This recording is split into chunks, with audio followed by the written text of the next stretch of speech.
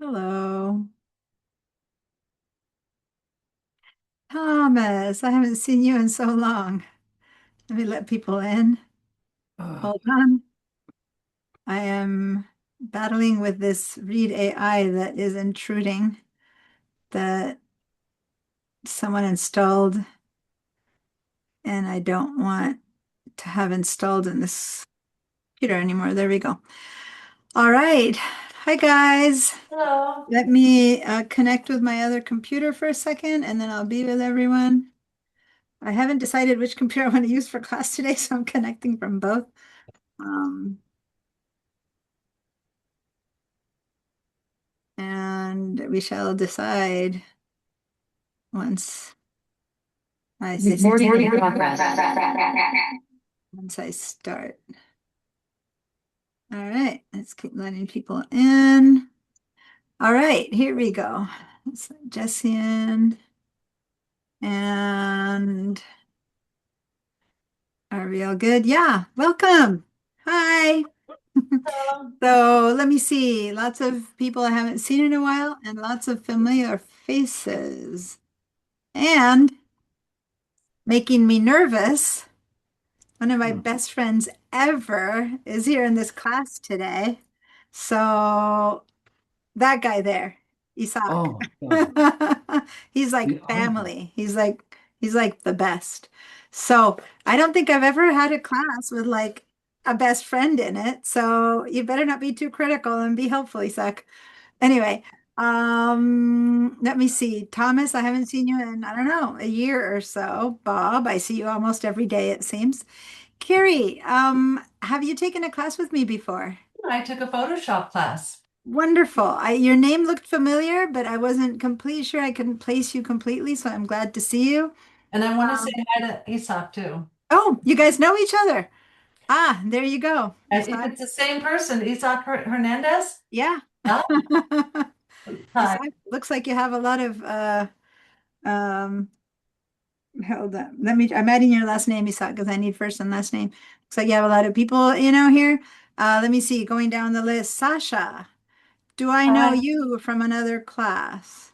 I found in the SBCC class show spring Oh, okay. 2026. So So I you know me choose. from the schedule. Was I on the schedule? This class wasn't on the schedule. Anyway, if Uh, you found me from the schedule, that's good. Maybe I find in the online. Online. Yes, you found me Maybe, online, maybe. which is why it was a bit hard to fill because it wasn't on the printed schedule. So anyway, Sasha, what's your last name? My last name is Truiva, Alexandra, full name. Sasha Uh, is a short name, Alexandra. Alexander or Alexandra. Dra? I Yeah, had to add your last names, so tell me if I wrote it right. See on your name now where you say Sasha Alexandra, is that how it is? yeah. Mitruiva. Otherwise, I can look in the roster. Hold on, let me check. Let me just get this kind of stuff handled before we go on. Let me see, Alexandra. Oh, with a K. Much more Yeah, interesting. Alexandra. Okay. yeah. Let me just correct that. Alexandra. There we go. That's more like it. Thank And you. then let me see Lucas, who I was just about to say hi, and you turned off your video the moment as I said hi to Lucas. Hi, Lucas. I don't think I know you either. I believe I don't know you. But whenever you come back, because the moment I mentioned you is when you turned off. And then I see Helen over there. Helen, I'm going to change your name. There we go. And Dorothy. Hi, Dorothy. Every time you say uh, Alexandra, my Alexa talks Oh, to me. Yeah. She's right next door to me. your Alexa pops in. Okay, how funny. That is great. Well, you better mute, make it louder or something because I won't be saying it's not like that's her name. That's her last name, so I will be calling her Sasha, so that's good. Okay, good. But isn't Sasha also like the same as Alexander's same name? Is Isn't it it like, in Russia? I'm from Russia. yeah, In Russia, Alexandra, Sasha, is this the same name? the same name? So Yeah, did your parents name you like Marie Marie or something like that? Or are you yeah, yeah, calling yeah, yourself one of those? yeah. They did that. That's funny. That's great. Um, okay, and then Sharon, I don't see you, but I know you from other classes. So there you are, the nice rock formation in the background. And Lucas, there you are. You're back. Hi, Lucas. Nice to meet you. I am pretty sure I've not had you in a class before, right? No, you don't look familiar, and I don't think I've taken any of your classes. Yeah. Okay. Well, welcome, Lucas. Thank you. Um, Most of what I teach here for the people who don't know me or who are here for the first time, I teach a lot of the graphic, design classes like Photoshop, Illustrator, digital design, oof, that kind of thing. And in fact, I have just come from a marathon where I taught Photoshop from 9 a.m. to 1:45. So somehow I'm alive and awake enough to continue teaching the YouTube class. It's a glitch in scheduling, whatever. Sometimes it happens that way. But I'm glad that you're all here. And if you see me yawning, it's not you, it's me. And then I also teach Mac classes, Excel, basic stuff of how to use a computer. Sometimes when I have you guys share your screen, I go, looks like I need one of my classes if I see like a disaster on your file management. Other than that, here we are to learn a bit more about how to handle your YouTube. Now, this isn't a class about watching YouTube videos, which I just want to explain because sometimes some people take it trying to. But we're going to start with how do you watch and what do you see when you watch? Because then that's going to expand into, well, how do we set up our own channels? What do people need to see that we need to set up, right? So we're going to start it that way. But this is not just about watching YouTube videos. It's more about setting it up for ourselves, creating, and you might not be the one who makes the videos. You might have someone make videos for you, like Isaac, who is a professional videographer. Um, or you might be someone who just picks up your phone and films stuff yourself and post it, and from one rage to the other. That's fine. It depends on what you're up to on YouTube and why you are there. And so that's what we're going to explore at the beginning, a bit more of the what's the point of a channel, how to use it, why to use it. Don't make me laugh, Isaac. You're laughing. I'm gonna be tempted all the time. Um, and oh, here comes Lucas in some other device. Let me let you in again. All right. And here we go. So a lot of this is going to be at the beginning, a little bit show and tell. But the most efficient show and tell for me happens when I can show things based off of real channels and sites belonging to you guys. So the first question I have is, who already has a YouTube channel? And it doesn't matter if it's well established, not well established, if you barely opened it, you don't know what to do with it, or if you have one that's got a lot of visitors. Who of you has a YouTube channel? If so, okay. I see two hands up. Here's the thing. When we ask a lot of people to answer, I'm going to have you guys, and so right now it's a little bit of Zoom training for how I want the class to proceed. Sometimes your videos are off because, the dog is barking, your sound is off and whatever, and you can't say yes or no or even raise your hand. I'm going to leave raised hands for questions. But what I want you guys is to go to the React button, which is down there amongst all the audio and video. And if you don't see it, I'll point it to you a bit more clearly. But if you click on the React button, which has a heart, somewhere in the middle of that, on the left side, you'll see a green check mark. Go ahead, if you see that, give me a green check mark, and I'll tell you how I use the green check marks and the red marks. And also, this is a fact finding, whether you can all find it. Sometimes it's hiding, or if you have a different version of Zoom, it might be in a different place. Most people are beginning to turn on their yeses. And I'm call these a yes because many times I'm going to ask you to say yes or no to an answer. Oh, here comes Gigi. Here you go. Hi, Gigi. Thanks for joining. Hi. I do know that you said that the timing wasn't going to work too well for you, so it's thanks for joining. If you just joined for a bit, some people who can't make it to the class, it's technically you have to be here the whole time, but as long as you're here for part of the time, where you get the back and forth interaction and the questions. But then I'm recording this class, so you can catch up if the plumber arrives or if you have to leave early because you have something happening or arrive a bit late. You can then catch up watching the recording, right? And so I know Gigi was going to be a little bit on and off or mostly off today. That's great. Thank you for joining us. But if you don't join at all, then I can't give you attendance. So then basically I have to drop you from the class and then the school doesn't get paid for you having attended and all that nice stuff. So ideally, if you can, next Friday, you have something in the way, don't miss the whole class. Join at some point, do as much as you can. The same with today. And then I'm recording the class and I'm also having Zoom do a little artificial intelligence transcript, which basically it listens to what I say and does its best to summarize what I did. And then I'll post that with the class handouts and you guys can catch up that way. Okay. I'm going to show you how to do that. Just wanted to say that because since Gigi just showed up, I wanted to explain that while she's here, which is why you might or not see her for a lot of it. But I made you all say yes. Some of you did it, some of you didn't. So I want to remind you again that when I ask you a question, that's a yes or no. Like, for example, do you have a channel? If you were to say thumbs up, right? Or send me a little cute little rockets or whatever, all those choices disappear like in 2 seconds. The only ones that stay are the yes, or right next to the yes, everyone go find the no. It's the round red X. That's the no. And so for the class, when I'm trying to have everyone give me a general answer like that, do you have a channel? Do you not have a channel? It'll be yes or no. Because then when someone doesn't answer, I'll go, okay, I don't see an answer from Helen. Do you know where to find the yes and the no? I'll train you to find it. No, You're on your Diana, phone. I'm not where I can see any of that, where I can respond. Yeah, you're on your phone. And I know that last time you had a bit of hard time with that. But as long as it's one of you guys and you just pipe up and say no, I'll get it, right? I just can't have 5 people saying no because then I don't know who said yes, who said no, right?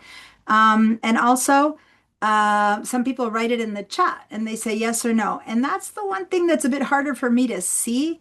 I do use the chat in class, but I have so many windows and things that if I'm like, Sasha, is that a yes or a no? And you're like, well, duh, I already answered in the chat.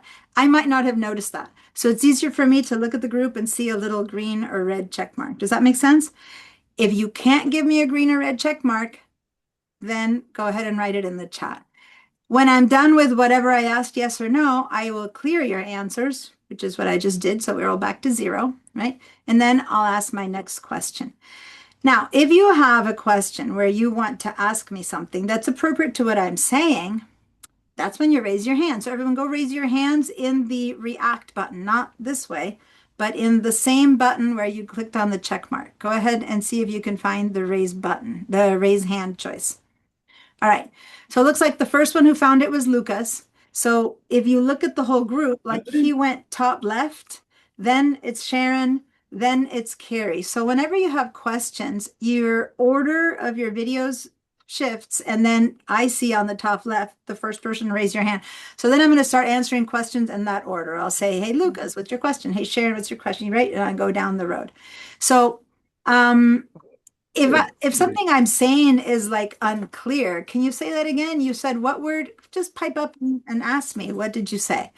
But if it's like, well, you're speaking about this, and this other question came up. Helen, you're connected twice and the sound, I'm getting like a reverb. Can you say I just went. Yeah. Oh, Okay. So let me just tell you what to do. Go to your computer. I And on your- did. Okay. And I'm. Hold on. Just listen because the reverb is not going to help us speak. So give me just an I'll explain what to do on the computer. And then if you don't understand it, talk so we don't talk over each other. On your computer, if you go to the audio button, bottom left of all the buttons, there's a little tiny arrow right now. Everyone check it out. So next to the audio button, there's this little tiny pointing up arrow. When you click on that, from the bottom up, you see audio settings, and the next one up is leave computer audio. Go ahead and leave computer audio from your computer, and then we'll have the sound from your phone. Can you try that? Did you find the place I pointed to? No, but what if I just turn off my phone?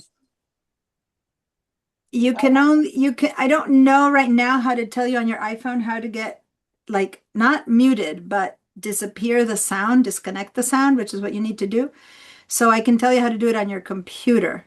Well, I'm on the computer now. I can see chat and react and all Okay, that. great. Now move to the left of chat and react, and the furthest button to the left is audio. Do you see that one? Audio. Okay.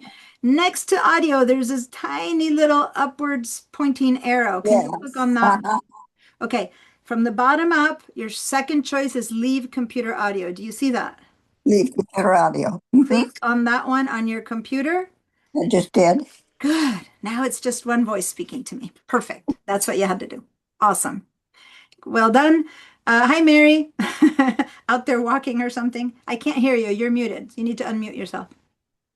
I am driving, sorry, so that's why I have to listen on the phone. So Okay. Well, yeah, that's but I'm fine. here. I'm here. Whenever you land, you'll let me know. But for now, that's good. All Okay, right. And thank then you. someone else joined us while I was talking to Helen. Laura. Hi, Laura. Can you hear me? Because if you're speaking back, I can't hear you. Oh, you gave me a thumbs up. Everyone, pay attention to that thumbs up she's giving me. It's going to disappear like in one more second. And that's why it's not the best, because if I happen to be looking up and talking to Bob, that one can come and go and I don't see it. So if you need to give me a yes that I need to see, give me the green check mark yes. Does that make sense? Otherwise, I might not notice that you gave me a yes or a no. Also, one thing we didn't do yet, I want everyone to go to the chat and give me a little hey ho. It's kind of like an attendance thing. So it doesn't need to be anything in particular that you say, but it would be good if you give me a basic, exactly, hey ho. I'm going to say hi back. Go ahead and give me something in there because then that registers kind of like your name is in the class and then I can do attendance from that. Okay. But the chat is also a place where you might want to ask something that's just occurred to you. It's not appropriate to what I'm saying right now. You don't want to interrupt the class, but you have a question and you're just like, hell, let's just write it down in there. And then when I have a chance, I'll look at it and then I'll go ahead and answer when I get a chance to answer the chat. Okay. Now, if you for any reason can't make yourself heard because your sound doesn't work, some people have that issue, then you can write back and forth to me in the chat. Okay. And then I'll keep my eyes on the chat if that's what's happening. All right. So that's it for how to use the Zoom. It might come to be, I teach a lot of computer applications, and when people are stuck and we can't figure it out, I'll have them share their screen and then we'll make it work. If it happens to me in this class that we end up needing to have you share your screen, then I'll walk you through sharing your screen. Since I'm not sure that many times when everyone has to do it, I set the class up at the beginning, everyone to share their screen. But in this case, we might or not have to share your screens. So if you need to do that, I'll walk you through it. It's quick, and then I can see what the problem might be, and then we can address it. So how to raise your hand, Hisak is asking, go to the same reaction button where you gave me the yes and the no, and the bottom, there's two long buttons, and one of the long buttons is raise your hand. So go ahead and click on that one to raise your hand. All right. Bob, your hand has been up, so every now and then I'll make you wait a little bit, but I'm aware it's there. So yeah, what's your question? Well, I didn't have a question. Oh, your hand is up from before? Okay, great. Yes. All right. So I'm going to lower everyone's hands. If your hand was truly raised for a question, you have to raise it again because I just lowered everyone's hands all at once. Okay. Yes, What's Lucas. the clapping hand thing? What's that about? The clapping, well, if I say something awesome, you can clap at me. Duh. I'm always Oh. awesome. So you'll be clapping the whole time. Anyway. Where do you find a hand? It's in the heart that says react. So Okay. yeah, there we go. All right, Lucas, your hand seems to be up for real. What's your Yeah, question? yeah, I have a question. I'm having some connection issues. The Wi-Fi, I guess, chose the last hour to start acting funky. I'm wondering if you're asking that we have our cameras on because I'd like to use a computer that kind of has a camera in an awkward Yeah. location. Yeah, that's fine. The camera's on is completely up to you. Of course, as a teacher, as a person talking to humans, I much prefer when your cameras are on. But that's your choice. If your camera can't be on because of Zoom, because of the Wi-Fi, definitely turn it on. You don't want to have that, and your bandwidth even more worked on. And if suddenly you're in the middle of, your kid or your dog jumps on your lap, dogs are cute, but your kid comes in and you need to pay attention to them, definitely turn the sound and the camera off for a bit. But that's one of the reasons I'm constantly going to be saying, okay, if you have a question or if this makes sense and you were able to do it, give me a yes or give me a no. So I'm constantly giving you checking in with that. So as long as you're in the background or giving me a yes or a no or asking me a question when you need to, and I know you're there. The one thing I really hate is when people turn their cameras off and leave, and then I'm sitting there going, Mary, Mary, or actually there's a Mary here, so I shouldn't say Mary. Sophia, Sophia, Sophia, and then I get no answers, right? Because that's like, okay, just tell me you're stepping out because the plumber's here and you'll be back in half an hour, and then I don't call on you, right? So if that's the situation, you don't need to disconnect, but you can just step in and out and just let me know. I'll be gone for 10 minutes and then I'll I'm know. here. I know. I usually use Mary like a generic name, but then I'm like, wait, there's a Yeah, Mary here. okay. There's a Mary here. So that was a bad generic name to use. All right. So that's what I need as far as Zoom and how to address the class. If there's any other question you have before we launch into YouTube, one more thing. When you have people around behind you talking to you, noises and stuff like that, just keep your sound off. But then when you talk, you'll have to unmute yourself. But if there's no one in your house, just keep the sound on unless a helicopter is coming, and then it's easier to talk back and forth. That's your choice, okay? But sometimes we take hours telling people, I can't hear you, I can't hear you, So then just keep the sound on. Okay, I think that's it. Laura, I haven't heard from you yet. Everyone else has said something. Can you hear me? Can I hear you? In case you have questions, do you want to try to unmute yourself and say something?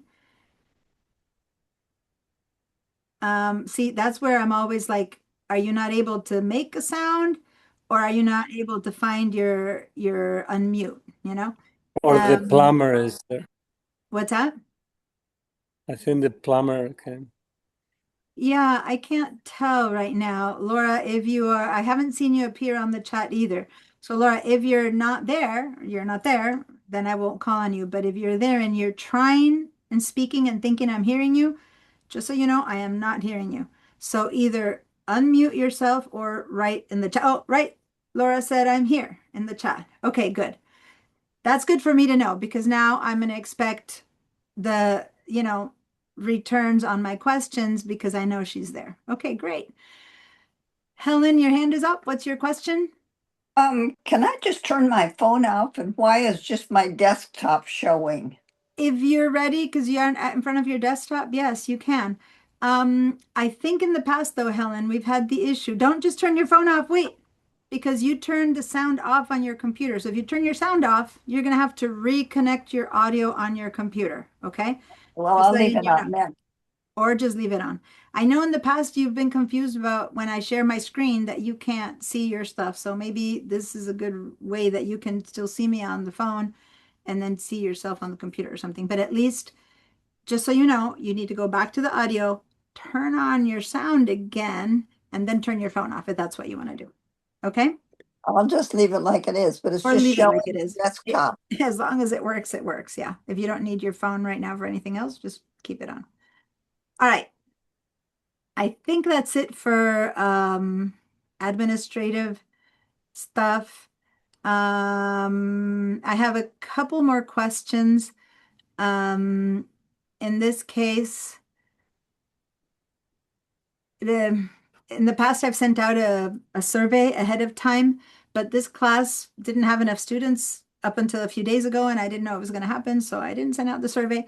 So now I just have to ask you guys here. So this is a show of hands on yeses and nos, a couple of basic questions. And the first one is how I started asking when I showed you the yeses and nos, which is who has a channel, who has a YouTube channel already and is using it or is barely begun. It doesn't matter. So now give me a yes to that one. All right. So Helen and Carrie and Isaac and Sharon. Okay, you guys are yeses on YouTube channels. Okay. If you don't have one, say no. Okay, so give me an actual yes or a no.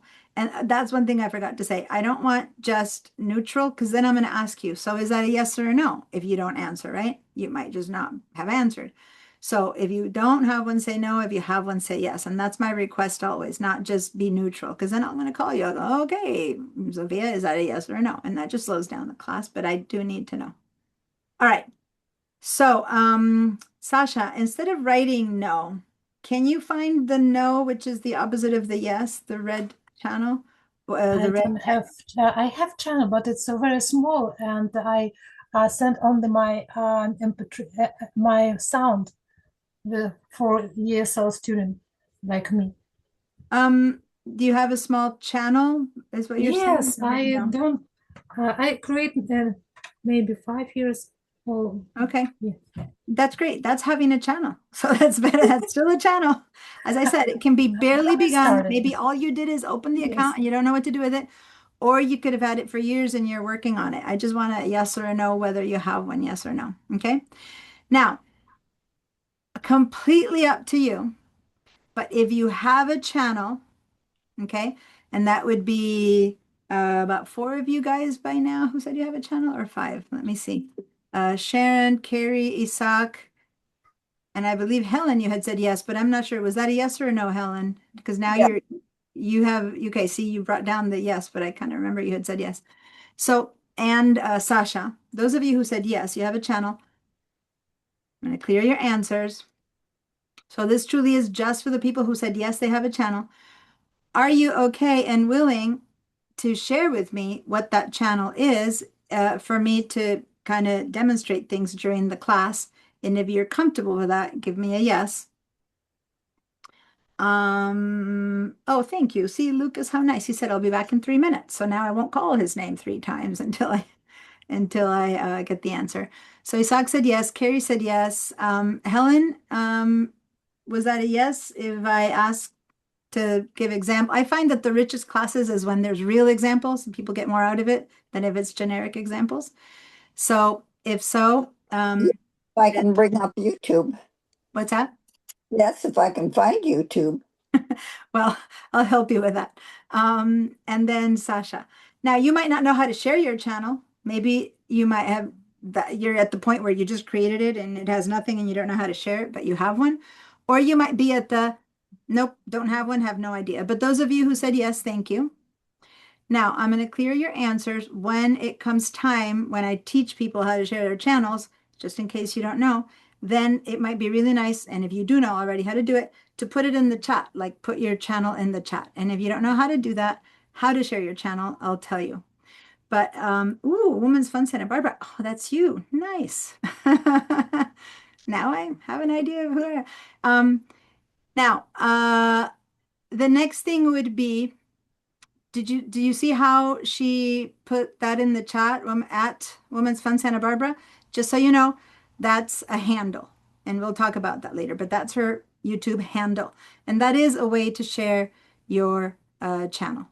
I thought that You was can an also put in Instagram. you can also put a whole URL in there. What's that? I thought that was an Instagram thing. I mean, when Well, I post people's images, I have to put that thing in there because that's their Instagram account. well, there, yes and no. You might have a different at something that's your Instagram account. You could have an at Isaac Hernandez for Instagram and an at Isaac Art that's for YouTube. When you share a channel, the full URL, you would put in front of it, it would say youtube.com/ Oh, at Isaac Art. Yeah. So that would be the full URL if you're trying to give the whole thing. And then that definitely leads you straight to YouTube. Okay. But yeah, you could have chosen the same one for both, but it's different accounts. All right, so thank you everyone. Carrie and Isaac and Sasha and Helen, if you know how to share your handle, you can do that. And if not, we'll get there. So when we get to sharing channels, we can go check these out. I'll subscribe so that I'll have it on my side and we can go see it. All right. Next question. All of you who do not have a channel, who is interested in creating one today? Some of you might hear just to kind of hear it, pay attention, see what it is, but you're not going to create one. Or who is here and wants to start a channel? Okay, so then raise your hand or say yes, or okay, Thomas, you want to create I have one. no idea. You might want to or not and never use it, or you would. But right here I have 3 photographers that I know of. Thomas is a professional photographer. Isaac is not only a videographer, but he's an amazing photographer. And then Bob is also an incredible photographer. So at least 3 of you guys that I know are photographers here. I So don't, what's the advantage? Why would you want to do this? Why would you want to have a well, guess stupid what? YouTube channel? That's the whole point of this class. As you can see, Bob is someone who will constantly question everything I say, and I have a lot of my classes, so we understand that we know each other. But I love that because a lot of his questions are, what is the point of me explaining, right? Why would you want one? And that is the meat of this class. And then you can decide if you want one or not. Oh, it's so nice and warm. Mary, we Oh, can I'm hear so you. sorry. I Okay, don't know sorry. what's warm. I'm glad you're warm, but that's okay. But Thomas and Mary are saying that they want to create some. Okay, can I ask you? Um, I have one for regular one, but I would love to have one for work, create one for work. oh, you Can I have do a that? personal one? Yes, I Absolutely. have personal Oh, one. Yes. okay. Yeah. So Mary is a real estate agent, I believe, or Yes, yes. agent. Associate or agent, either one. Either Okay. one. I didn't remember. I remember the word real estate around you. Okay. That's okay. So Thank you.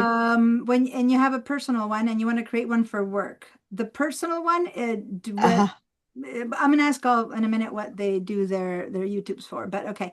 Now, Bob is in the, I don't even know what it is, so I don't know yet if I want one. That's fine. You can decide. We won't create one yet. Now we're gonna explore your question. What's the point of one and how come and what can I do with one? And then you can decide if you want one. Let me see. Dorothy, are you here just to find out? Do you want to create something? Okay, so then raise your hand. Who else hasn't answered?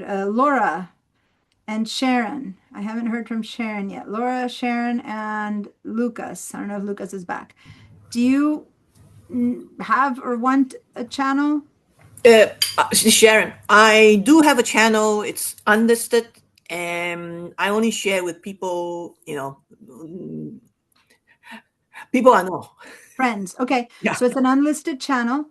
Yeah. And you do have one, and it's on a when I say people I know, could still be for business or for personal. It could be that you have a business where it's private. You only share with certain people, right? Or it could be that it's private, like it's, private travels. You go travel and you put some stuff there that you only want your friends to see. Either way, when it's unlisted, you can't find her channel if you do a search. Okay, like it's unpublished or something like that. We need to see. Or is it, I don't know if it's that or if it's your videos are unlisted. We'll clarify that when we get to that point. Laura, how about you? Just go ahead and answer in the chat if I can't hear you. Do you have one or want one? And the same with Lucas, although Lucas might not be back, so I don't know if he's going to answer. Okay, so we've basically, Geraldine, Gigi, do you have any interest in or not a channel? Or are you I don't think so. I have a friend that's got a private channel, but I don't know really how to access it and use it yet. So maybe that'll come up. Well, if it's not yours and if it's your friends, they need to give you access by sharing it with you in some way or another. Yeah, they did give me, I have to find that email that they sent me, Okay. the title or whatever you call it. All right, great. So when we get there, maybe we'll figure out how to get in there. Okay. Okay, so basically, other than Laura and Lucas, whom I haven't heard back from yet, either people have one or want one. So that's great. Or you want to develop the one that you have, or you want to make a new one. Sasha has one from eons ago. Maybe she wants to create a new one. So everyone is in that exploration. Or like Bob, well, I don't know. Why would I want one? So let's go into that conversation. First of all, I have a little PowerPoint that I'm going to share my screen. And I've got, believe it or not, a No, little, Diana, I yes, said I Sharon. lower my hand, but it's still saying it's up. My hand is up or down? It's Can up. you tell me? I'm ready to lower them. Let me clear all of the hands. Oh, There we go. I lowered everyone's hands. I tried to, but I don't know why it didn't go. Sorry. Thank you. No biggie. It's fine. All right, so here we go. I'm sharing that screen. Let me see. I'm going to, let me see if I can, there you go. Can you guys see? I'm not sure right now. I need to see on my other screen what's showing. Yes, the presentation is showing. Okay, so I need to move you guys out of the way. Give me a second because I don't normally use this computer for teaching, but I had the other one all set up for Photoshop, so I'm opening this one up right now so I can see you guys and let me move. I need to move some things around a little bit before I can, because some things are in the way for me. Maybe I'll just handle those from here. I need to turn on your questions and your buttons from this other computer so that I can have some space on this one. Give me 1 second. 1 second. And there. So now my chat is a little bit more out of my way at this point. So if you guys have a question that you wrote and you see that I'm not answering, just tell me, hey, he answered in the chat, or someone has a question in the chat. Just let me know because now it's on my other screen. All right. So what's the goal of this class? We're basically going to try to learn about YouTube, as I said before, from the point of view as the creator, which would be those of you who are having channels or curious about channels. What does it take to make one? This is not a video class, so I'm not going to teach you how to make the best videos, but rather what needs to go into creating a video that might be interesting or what YouTube prefers you to do for it to show your video to people. Find out what it'll take to maintain an active channel. Pros and cons. Some of you will discover it's not useful, way too much work, or hey, that's perfect for my business. We'll find out. Basically, how does YouTube analyze your video? Like what will make your videos be shown to more people? It's not the same as SEO. SEO is something we do. It's also SEO, but search engine optimization. But this is really YouTube optimization, not necessarily only search engine optimization. Which means what does your video have to ideally, what are the general things that a video will make it more appealing for YouTube to want to show it to a wider audience, right? Which is a general answer. Sometimes just it's interesting enough. That's it. It doesn't fit any of the rules, and yet it's so interesting that people still find it.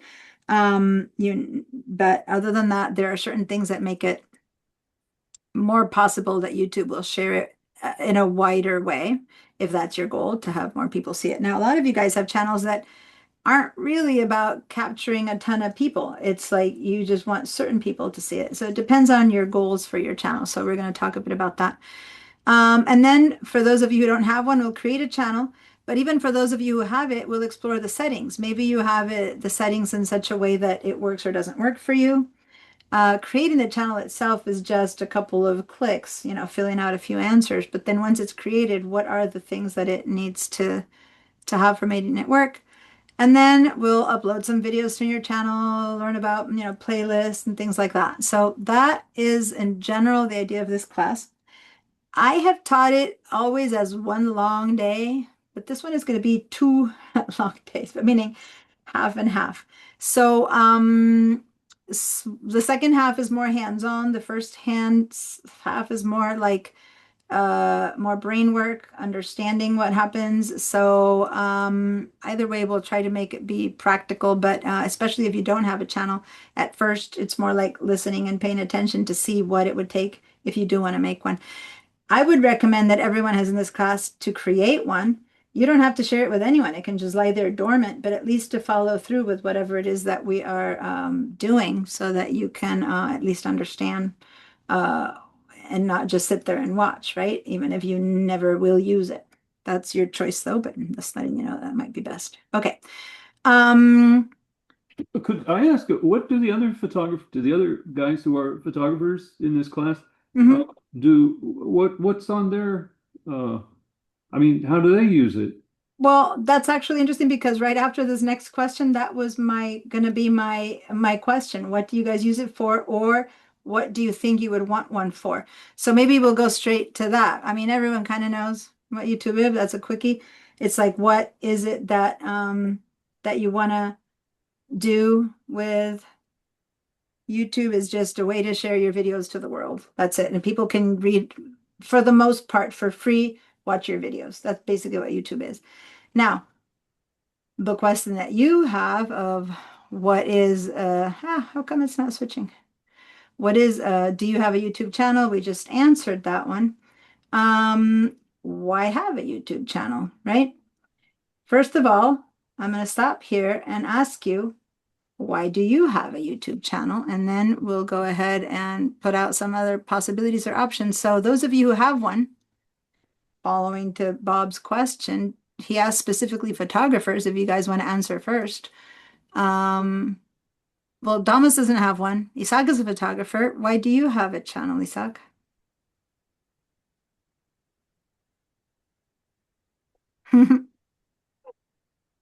He's with the plumber. So you know what? By the way, instead of just talking, yes, Mary is putting it in the chat. That's a great use for the chat. I forgot to say, those of you who want to sit and just write a little bit, 1 line or 10 lines on the chat as to why you want a YouTube channel, please go ahead and write it in the chat while Isaac answers in his voice. It took me a second because I have everything casted to my big screen and I had to go back to this so there would be no echo. Why do I have back in the beginning of YouTube, I made this video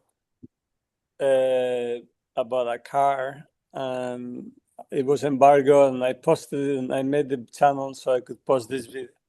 And then I kind of posted things over the years and now it's kind of dormant. Okay. Because I post most of the stuff on Vimeo, not because I don't. Because anyway. So my YouTube channel, I always said I could have been somebody. I could have been an influencer, because my first video that I posted has like 4 million views. Really? We got to see that one. Because of the timing, and I can tell you more about it later. But anyway, that's why I have. I'm a very bad self-promoter, as Kerry knows.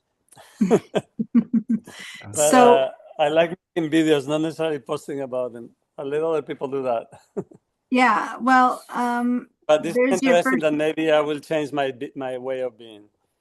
So one of the answers I want to say is that his main job right now is making videos. He's a videographer and a photographer, but he doesn't use his YouTube for his videos. For that, he has his website for his photos. But then for his videos, which he does do a lot, which you would think, well, then why don't you put it online? Well, a lot of your videos are for clients, and so they go onto client websites. Does that make sense? Versus on his own. That said, Yeah, so I share my clients' links rather than mine because I like that my clients get views. yeah. So then if you add, and we'll learn about that, how to get more links for your videos on someone else's website or to give them more places for your video to be found, you can post it on yours, even if your channel isn't the one that you want people to arrive at necessarily, but you want to give links to the videos of yours that are in other people's channels. It works back and forth, right? Or they can post the one that you have in yours. So you can feed each other. Why would you do that? And if you're a working person, to get more jobs, right? To get more people to see your art. Now, a few of you guys also want to make money out of being on YouTube, which is what Isaac was saying. He said I could have been an influencer. Some people's job is to have a channel in order to make money. And so however many people view your channel, and follow through with linking and watching your stuff, you might actually get money from YouTube. So if that's your goal, to become someone who makes a living off of it, or at least makes, a couple $100 a month to, you know, have an extra couple cups of coffee, that's something you can do as well. Or like me, I have a channel that all I do is I post my videos, these classes. This class is being recorded. Where is it going to go? It's going to go on YouTube on an unlisted mode so that the world can't find it. So don't worry, anything you say. It's going to be just available to people who have the link who belong to this class. So you will be able to click on that link and you'll see this entire class recorded, but you wouldn't be able to search for it and find it because I will unlist it so that it's private to the people in this class. Does that make sense? And Is so it there that's, forever? what's that? Is it there forever? At this point, I started putting them on during COVID and I have never taken them down. So if you have the link, the video is still there. Oh. Diana, can I ask a question on that? Can the video be downloaded? It depends. And for the most part, no. Okay. It's always going to be there. So you keep having the link, you can see it. But I can download my videos, but you can't download my video. There is a way to give permission. There's a certain membership that I could offer where then I could allow you to download videos and stuff like that, but that's not the norm. Normally, we can't download other people's videos and claim them as our own, right? Thank you. Sorry, Sharon, your hand's been up for a little bit. What's up? So I put my photos, I gather my photos and I put in and turn them into a story. And I added music. And this I learned from taking a PowerPoint class.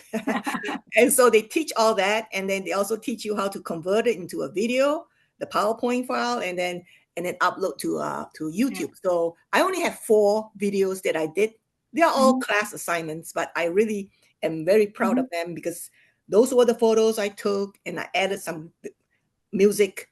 And of course, Deanna, you're gonna get into things like the copyright music thing, right? So I'm going to show you where to get YouTube music or other music. Yeah. Yeah. So it's interesting. So I'm looking at my channel now. One video says the music is copyright, and yet it's okay with it. Oh, that's weird. Normally they wouldn't be showing it. I know. Well, I'm wondering if you're seeing it, but we can't see it. I need to look into that when we get to sharing your screen. Because if it's copyrighted music, it shouldn't be shown. They basically don't let it be played. But maybe you still see it and we can't see it. We'll explore that. Because I'm sure you can see it. I'm sure you can see it. I think they changed that, Diana. I think now you cannot monetize it if you have copyrighted music, and if the owner of the music gets monetized or something like that. Oh, well, that's interesting. That's new. Thanks for that. I'll look into that. So maybe that's new. Before, if you had anything that had copyrighted music, even if it's 3 refrains because a radio is playing in the background of the room that you're photographing and you post that video, they recognize that it's a song that's copyrighted and they would stop you from showing it. So what you're saying, Isaac, is interesting. I'll look into that. That's news to me. I'm not sure. I used to work at as a sound man, for a film production company. I'm not interested. Hold on. I'm going to mute Helen because you're talking with someone in the background and we were trying to listen to Bob. So sorry, Bob, can you continue? Well, I was just going to say, we used to be a sound man for a production company, and there was this thing that was called needle drops, and people would rent, like, it was stuff that they would use for their films. It was so much money, but it was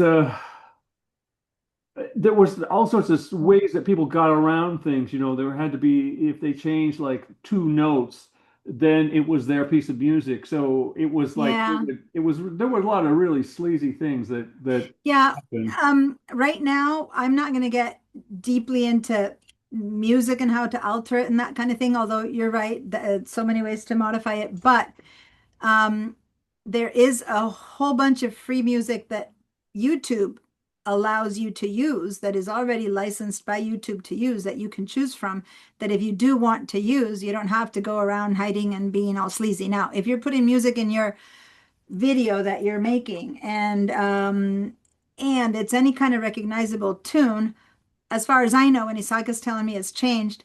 So I'm going to look into that. At most, I'll have that information by next Friday.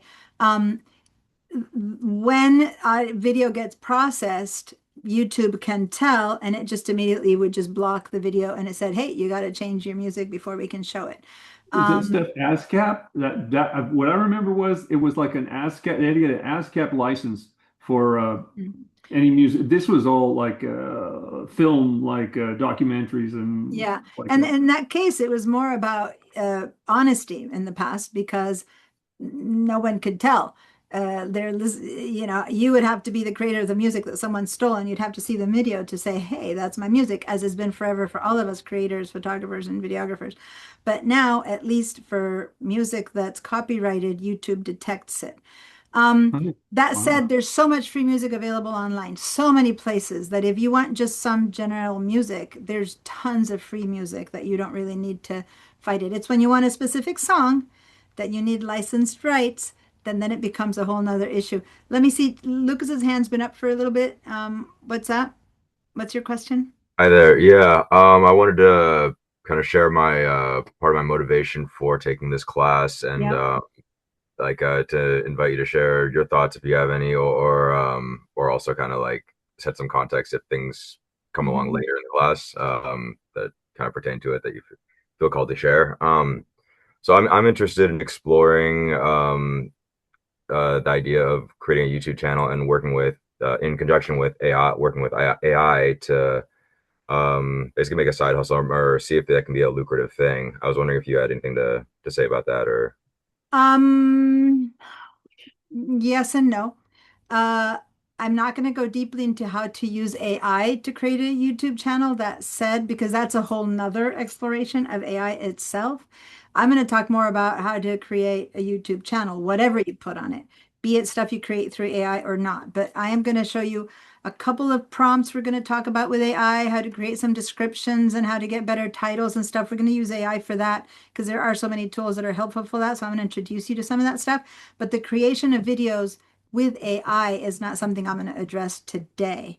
Okay, but YouTube itself is providing, even in YouTube, when you go to the YouTube studio that we're going to be using, it has created a new AI tool that you can, through even YouTube, generate. I don't know how good it is or not yet, but you can create some videos through YouTube Studio itself now. So there's like so many ways under the sun that you can create videos through AI. And I think there's a class that someone teaches here about generating videos with AI or media, et cetera, in AI. You can take that one for more information about how to use AI for that.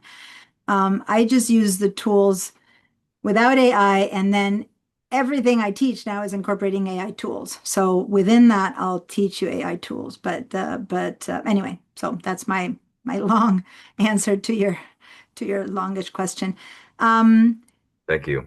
you're welcome. Let me just say that those of you who have answered right now was just Isak who explained a bit. Does anyone else want to give me an idea? Because I was looking at the chat and no one else wrote anything there as to, well, Mary said that she wants to show her listings, right? She's a real estate agent. She wants a YouTube channel for her listings. Um, and then Yes, thank you. Carrie said to post recordings of media coverage and post informational and educational videos that are described on a website and newsletter. Okay, so media coverage of events that you guys do, which maybe Isak is the one who covers them. I don't know. That you get created videos, and then you want to have people be able to link to them and view them, right? Events that your company or your organization does. Informational and educational videos that maybe you have told people you have, and then there's a link to them. So when you have a website and you have to put a video on it, you don't host it through the website. For the most part, people use YouTube as a place to post your videos, and then you link them back to your website, and then people go and find the YouTube, the video, either on your website or they find them on YouTube. Either way, it's like a back and forth, right? It's just YouTube is the most comfortable way to post videos. I post my videos on YouTube that are just class videos, all kind of videos. It's so easy to post a video. And then that link you can put wherever you want, and it shows up as a video within your website, right? It just looks like the videos in your website, but it's being hosted by YouTube, okay? And also, if someone is searching YouTube and they just write Women's Fund or something like that, boom, on YouTube, they can also see all of the videos put together in different playlists, all right? Wow. Now, if the newsletter is on paper, you can't do much about it. But if the newsletter is on a PDF or interactive format, you get an email. You can click on that link in the email. It will take you, I don't know, either to your website or to YouTube directly to watch the video. Either way, right? I'm not sure. What is your website linked to your website or to your video? It's an electronic newsletter, and Okay. we would put a link in there that would take them typically to the website first, but on the website, the videos are hosted by YouTube. Got it. Which makes more sense, because if you take them to YouTube, they might stay in your channel. They might go to many other people's similar videos that'll suddenly start popping up. Versus if you send them to your website, then they're caught by your website, and if they're intrigued enough to keep watching and reading, then they're your client, so to say. Versus if you take them to your channel, it's great. They're in your channel. You might have other similar videos that they want to watch, but they're also going to be shown 10 other videos that are similar, because now YouTube goes, ooh, she's interested in that. Let me show 10 others of that, right? So then you might see one video that's yours, and then you immediately move on to other people. Because YouTube goes, oh, this is what is interesting to this person, and starts feeding you those kind of videos, right? So it's better to send people back to your website, and then if they happen to link to want to watch it, and sometimes it's better to watch a video inside of YouTube versus on a website, then hopefully it's interesting enough that they keep coming back to you, right?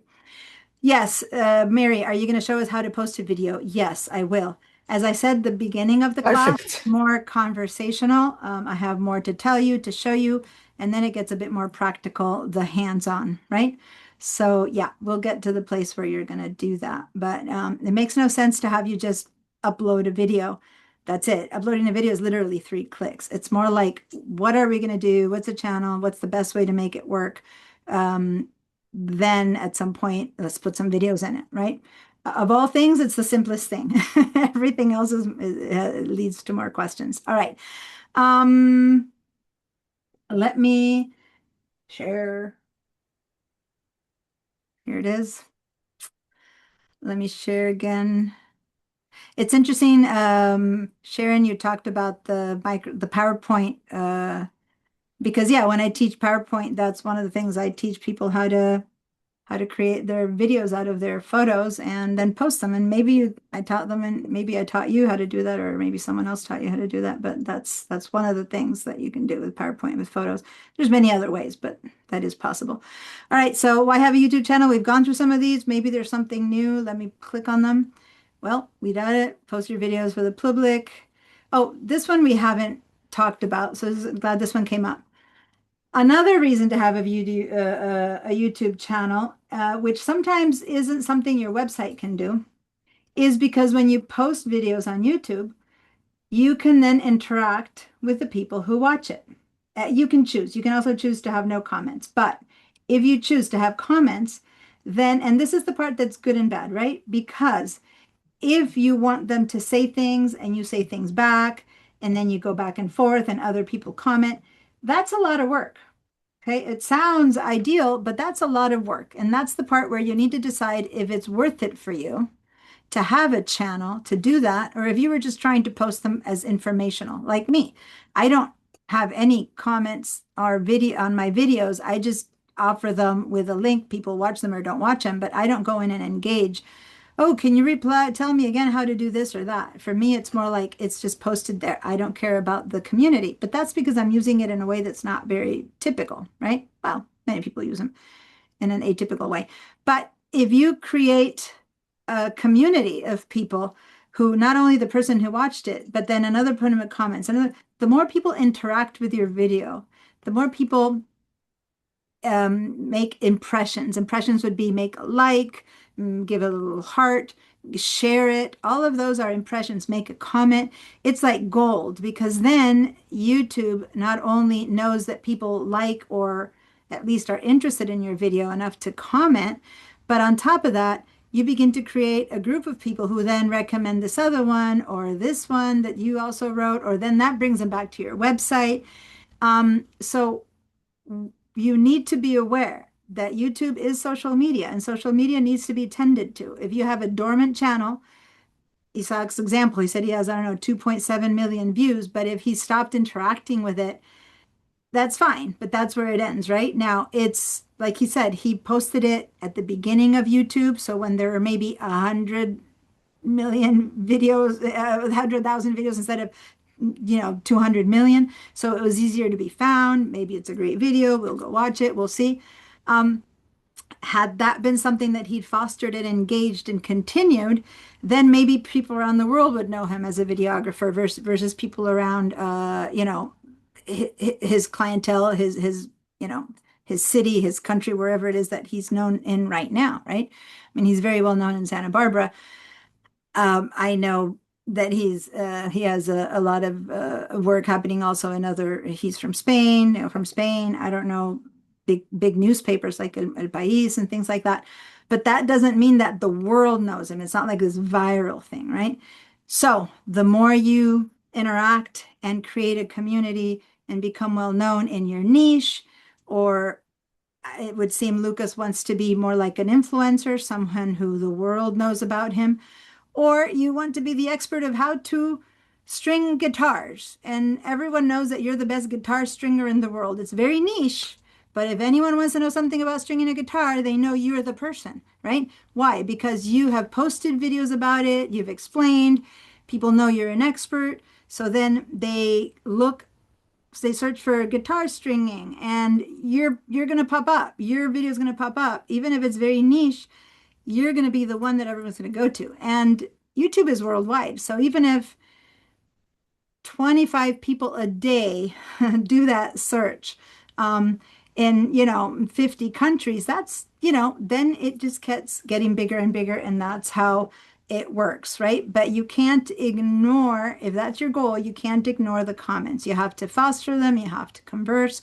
Once they know, ooh, that's someone who answers, you have to be available to answer, to work. So that's social media for you. It's a lot of work, but if it's going to give you enough return, it's worth it. So now you all have to start thinking, well, in my channel, have I just been posting stuff and that's it and I leave it there? Have I enabled comments? Is it worth it for me to enable comments? Is it worse? But if the moment you enable comments, you got to dedicate time to respond, right? Nothing worse than enabled comments and having a blank, non-responsive creator, because then that's it. People don't kind of continue. I mean, you may get lucky and something goes viral, but other than that, you have to engage in that. Then you can get them to sign up for your newsletter. Then they come into one of your courses and then they become a client, right? That's hopefully the goal. If you want to be monetized, which is what Lucas seems to be saying that he wants. Oh, by the way, Lucas, your name disappeared because you dropped out and dropped in again. I need your last name. What was your last name again? I'm going to add it. I think I can find it on the roster, but I don't have it handy. Where's Lucas? I need to have your Jacinto. Okay, Lucas Jacinto. So the question is, what are you an expert of? And what do you want to talk about? And what do you want to do? So looks like Mary is an expert in real estate in our area. Some of your photographers, some of the Women's Fund, Sharon's doing this for her travels. Dorothy, I'm not sure I got a clear answer on what you are interested in. And Laura, I'm still not very clear on what Laura's about. So I keep giving examples with Bonnie. Bonnie's here. Hi, Bonnie. I hadn't noticed you joined us when I was talking. Hello. Okay. And then any other ideas you can suggest? At this point, it's up to you whether you have an idea already. What about posting videos like, okay, so the Women's Fund, the Women's Fund has something, or I have a job at the Women's Fund, and I put at the Women's Fund. Yeah, I mean, do people get pissed off when you use their at thing on your site? I mean, Okay, first of all, one thing would be answering Carrie, but let me answer in general for everything, and then Carrie might have a different answer. No, not only not angry or upset, but yay, you're promoting me, my website. Thank you. You're promoting people to come to my videos. That's what I want. So, with the image of a Mexican wrestler. no, hold on. You just said you can't. I thought you meant, you said you have a job with Carrie, like you have a video that you posted that you worked with Carrie with the Women's Fund, right? So when you post it, you say, I did this for the Women's Fund, and then it links back to them and so on and so forth. But if you just have your photographs, right? Which can be pretty intense, and yeah, you need to make sure that it's the right thing to show in a right space. You wouldn't willy-nilly start attaching people to it. It's not like Some tagging. people You do that. can, but it's not. We're going to talk about that. YouTube actually, what's the I'm saying it in Spanish. It punishes you for using tags willy-nilly. It actually lessens the views of your video Huh. if you over tag or incorrectly tag your videos. So we're going to talk about that a little bit more. But you can't just use a well-known site and put the tag for that on yours. If they are a site of how to fix your carburetor and you're putting in Mexican wrestler photos, they can see there's a disconnect, and they just I'm trying to say what the word is. It's not punish you, but they just downgrade you, right? And they don't show your videos because you're putting incorrect information. Think about it from the point of view that YouTube is also a website that is a business. YouTube is a business, and their business is providing links to people of things that they're going to be happy to see. If you think about it that way, if I click on your website and you link me to the Women's Fund, I might be like, why are you showing me that? That's not, and I'm going to immediately drop the link and I'm going to go back to maybe seeing your photos or look away, but they're not related. Or if, you know what I'm trying to say? So then YouTube sees that you dropped the video really quickly and they go, ooh, that was a bad link because it's a disconnect. So then they downgrade your site because your tags led them to something that their clients aren't happy. Their clients are people who do a search on YouTube, and you link them to something not good because they dropped the video. So boom, down you go. So it's to your interest to only link to things and places that are part of what is your realm of interest, because then people are happy with your links and they stay, and YouTube goes, this guy provided good links. Let me keep upping him and the results. Does that make sense? This little explanation that I made, everyone? Yeah. My confusion was, I mean, I shouldn't have said that. My confusion is my only understanding of links is through Instagram, and Mhm. honestly, I should just shut up for a while. No, but it's good that you brought up that question. We will talk about that a little bit later, but when we talk about it, we'll have had this in there. So questions are always great because it expands the conversation of what's the point, right, of YouTube.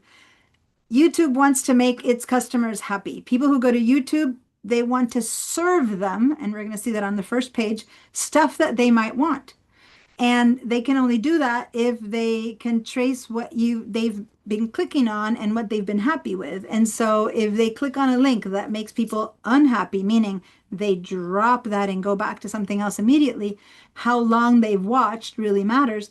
Then they go, that guy isn't posting stuff that makes this kind of people happy. So boom, it doesn't show that anymore, right? So anyway, it is important to know why one video will be promoted over another. Now, for those of you who do have a channel that's kind of dormant, and for those of you who do not have a channel, which is more of you, the question that I had floated right before I stopped my share was, what kind of videos would you be interested in posting? What do you want to say to the world? Like, if you have no idea, that's fine. But if you either want to write in the chat or you want to speak up, raise your hands or just speak up. There's not that many of us. Lucas told us what he wants to post. Now, let me just clarify. Lucas, I want you to dig deeper. You just said you want to make things with AI. That's just a technology. What kind of videos do you want to make with AI? And this is a lot. We're going to really talk about this a lot. What's the goal? What do you want to make people think, say, do? Do you want them to be interested? Do you want them to buy something from you? Do you want them to enroll in something? Do you want them to change to your ideology? Do you want them to sign up for your services? Do you want them to buy a house from you? What's the goal of what you're doing with your YouTube channel? Right. And especially people who have a business like Carrie, there's probably many different reasons you would post a video, but the better the video will be received if you have clarity over why it's being shown, what's there, depending how we're going to talk about what the first part of what you show matters. But why would you want to do this? Something you got to be really wanting to say something because it's a lot of work. So what are you trying to say? And what is your goal? What's your achievable goal? Even if it's pie in the sky or not, go ahead and open the chat, everyone. And even if what you say is, I don't know, I want an answer from everyone. Give me some answers as to what you want to do. Oh, Laura answered. I haven't heard from Laura before. Lauren said, I'd like to make prayer videos. Okay. I'm so glad to hear from you, Laura. I hadn't seen your comment before, so it's good to know that you're there.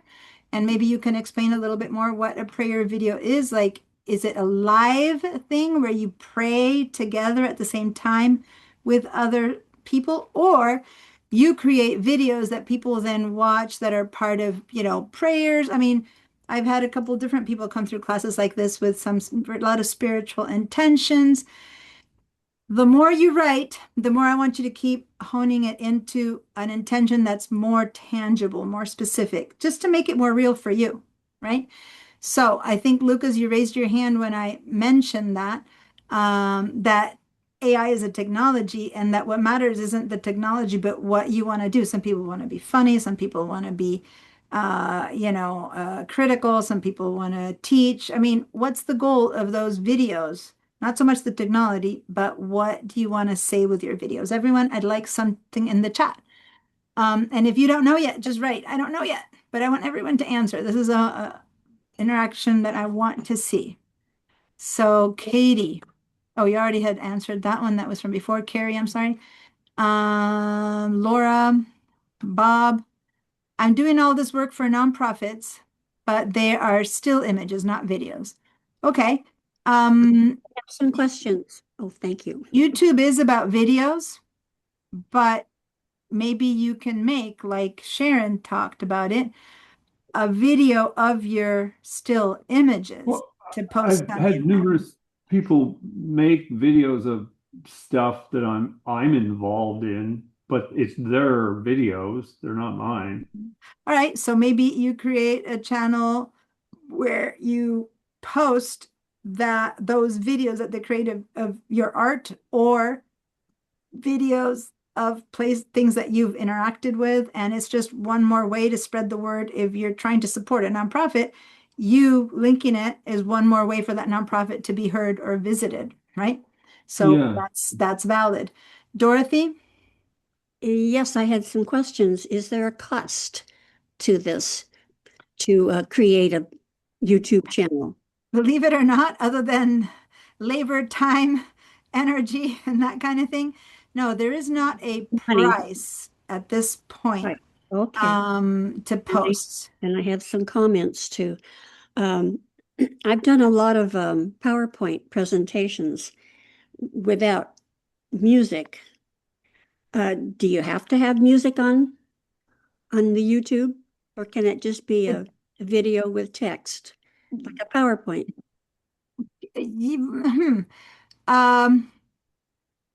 Depends on your clients and what you're doing it for.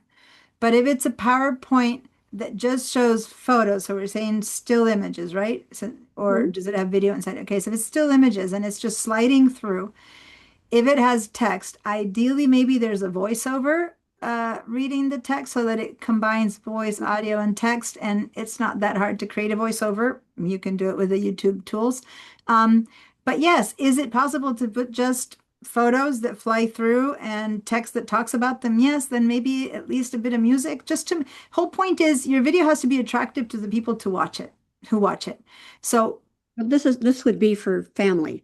okay, for your family. So you know, for your family, maybe they'd like to hear your voice speaking and telling them stories about that trip, right? So you narrate your video. You just basically play the video for yourself. You press play on the audio and you say, oh, when I was in this place, this was happening when I was in that place. So you bring it to life a bit more versus just the slide. Like if you weren't there to talk about it, what would, what would you have to write? Then you can have your audio subtitled and that can be text, or you can just put it as text. Truly, you can do whatever you want, but you can make here's a caveat. It's just for family. It's a very targeted audience, you guys. So if it's a targeted audience like her family and no one else, then it doesn't matter if YouTube likes it or not. YouTube being the company that promotes your videos, right? Because you don't care about that. You don't care about whether YouTube ups the amount of people it shows you to or less, because in reality the goal is your family, period. So if it makes your family happy, that's all you need to care about. Okay, someone said here that they made a PowerPoint and then they made a video out of it. So that was very intriguing to me. So yeah, Sharon said that if you take my PowerPoint class, I show that to you, but you've taken my iLife class where I teach the Photos app on the computer on the Mac, and you can do it with Google Photos. Any place that you have photos, you put them together in a slideshow and post them as a video. And that's exactly the same thing Sharon's talking about, right? So you can export from any of these programs a video to post on YouTube. And it's a slideshow of photos that kind of come in and out. And Bob, you can do that with your photos and post it. It's usually more pleasant if there's some kind of sound behind it. But again, depending on your audience, if you need to or not, maybe you're going to show it to your family when you're standing in front of them and you'll talk about your experiences. You don't need it to be recorded. So it's all about what's your end product? What's the goal? Who is going to see it? And so then make it be the best. What's that? The iLife class is coming up soon. The iLife class, which is where I teach all of this in the Photos app, that's coming up in 2 weeks, I think, or something like that. Great. Okay. I believe. I can check in on that. Yeah. Very good. All right. So over here I have, I'm doing all this work for now. Sharon says to show people photos of unique and beautiful places. Okay, great. And Isaac to promote the work of my clients. All right. So those are reasons to post. Lucas, have you come up with some reason for doing all this AI? Let me know. Bonnie, to help my son set up a YouTube presence for future business, informational and instructional. All right. Depending on the business, it might be different approaches. So if you want to be a little bit more specific, because, and let me explain why I'm saying that. Just a regular YouTube presence isn't necessarily useful if you are right now making, I don't know, you're a maker of sandwich bags, and then by the time that you're promoting sandwich bags, I don't know why I came up with that, hand sewn little sandwich bags to not have to use plastic bags, and then next thing you know, the business is going to be about fixing cars. It's such a different clientele that really there's going to be no overlap. That said, practicing how to make one and seeing what it takes, then yeah, fine, make a YouTube channel of whatever, and then you make your real one, right? But if there's no relationship between one and another, it's not like the same people are going to want to follow you. I'm like, I love you if you show me how to make more sandwich bags for my kids, but I don't care about fixing cars. So you need to hopefully be a little bit more specific towards that future business you're targeting. Informational and instructional aren't necessarily the same. So again, I'm not nitpicking about what your guys are saying. I'm just bringing up hopefully thoughts that you need to think about what kind of videos you show. Because it's one thing to inform them about the product that you make to sell, or you're being informational because you're teaching people how to fix the carburetor and your goal is to become the guy, the go-to person for people who need to fix their cars or their carburetors if you're an expert in that, right? that informational is the goal is to have people come to your site. The more sites, then YouTube makes you money. The more views, YouTube makes you money, versus you're trying to get hired as a car fixer of carburetors, then it's a service you're trying to get. So your video would be different and your channel would operate differently, right? Training or not training, training, informational or instructional, can be have different goals. So again, what's the goal, right? Lucas, goal is passive income. Focus of the videos can go in some different directions. So I'm going to redirect you there. That's not a goal. That's an end product to make money, but that can't be I mean, not that it can't be the goal, but that's not going to give you direction as to what kind of videos to post, right? So that's like, yay, someday I want to live off of this. That's great. We all have to make a living off of something. But for this to make a difference in how you're going to tackle your channel and what you're going to post, you need to have a good idea. What's your passion? What's your interest? I Cars, mean, horses, I don't know. But AI can go in any direction. I mean, it's amazing. So AI isn't a goal either. It's a technology, and making money is an end product. So keep thinking a bit more about what you want to make videos of. And hopefully by the end of this next few weeks, you might have a bit of a better idea of where to start. You know what I'm trying to say? While you learn the technologies it takes to make them, you need to know what you want to share. So I I'm feel going like I feel like you're making some assumptions about where I'm coming from. This is really to, just I'm just letting seeing your laying down sentences. some framework of what I'm looking to explore. If my goal is really has to do with exploring whether YouTube can be a viable, lucrative asset, that's kind of where I'm coming from. Okay. And as far as the focus, and I feel like I'm open to some feedback on this if you have some. If with the goal being what it is to, you know, how Make a it is living. money related, there, I guess that's another thing I'm exploring is like, well, do I want to focus on going in the direction of passions, things I'm knowledgeable about, on that sort of thing, or maybe it makes more sense to have a sense of non-attachment to that and kind of see, well, what's making money, that sort of thing. Yeah. Yeah, and so that's kind of what I'm looking at in terms of this, Okay. and yeah. Um, Let me just answer that in a very generic way. And there's a ton of us here, a lot of us with life experience, even beyond mine. So this is more of a life experience thing, but it is coming from the point of view of information about being a creator. You'll probably be bazillions times more successful if you focus on a passion, because this takes a lot of work. So if you are an expert at something and you hate it, and you just do it to make money, it's hard to maintain a channel that gives you enough money to make a living off of is a ton of work. So you want to try to do both. You want to make money off of it, focus on how that can work with a passion. But again, that's a generic answer that I can give to someone who says, what career, what should I go to university? Should I go and do, coding? Yeah, you're going to make a lot of money, but you love animals. Well, you're probably going to be very unhappy sitting in front of the screen coding, right? And this is going to be the same thing. You need to try to make sure that you are passionate about what you say. You're going to have to engage with clients, you have to customers, you're going to have to be on making videos and editing and posting all the time. This is your full-time job.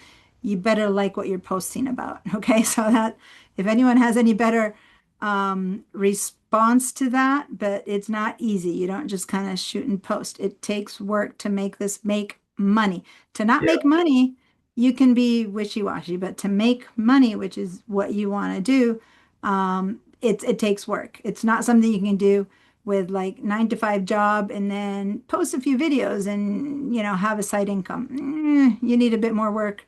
You need, and part of this PowerPoint, we're going to be talking about how many views you need to begin to make some money, and you'll see it's a lot. Thank you for I, sharing that. That feels like a good nudge in the right direction. I really yeah, appreciate that. yeah, it's not as easy as just like rock stars. A lot of people play music, some could become rock stars. There's a chance that you might have a hit viral video and boom, suddenly you're making money. That, sometimes the star falls on certain people. I'm not going to say that it's not possible, but for the most part, it takes work. to become to make money, a lot of work to make money, and it's a full-time, more than full-time job, to make money off of views. Okay. Someone asked about breaks, and I am having to look at my time. I have I want more specific. This is all a great introduction to what we're talking about, but I also want to get to more specific information. I'm sorry, I picked up my phone to see what time it is. So Mary asked about a break. We're going to take a break somewhere around the middle, which would be about 4:30. So if you need to go and come back, it's a 4-hour class, so we're gonna do a long break in the middle normally, but I'm also open to 2 shorter breaks. So how about I'll put it for a vote? Yeah, normally I was gonna have you guys do, it's 4 hours today and next Friday. So we can either do 2 15-minute breaks, or we can have 1 half-an-hour break in the middle. I'm going to have you guys give me a yes or a no, not because it's a no, but yes will be 2 15-hour breaks, and no will be 1 half-hour break. Okay. So give me a yes if you want 2 15-minute breaks. Give me a no if you want 1 half-hour break. Okay. So 2 15 minutes, or that's a yes. And 1 half-hour break is a no.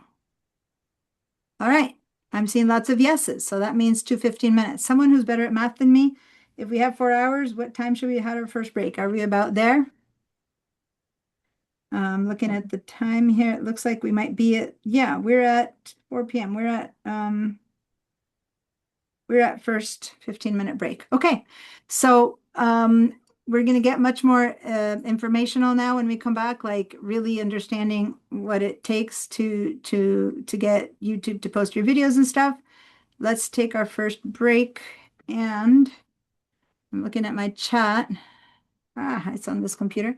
It's 3:57, almost 4. So let's say it's on this keyboard. Be back at 4 15 4:13 p.m. let's say. Okay, that's 15 minutes. I'll see you guys in 15.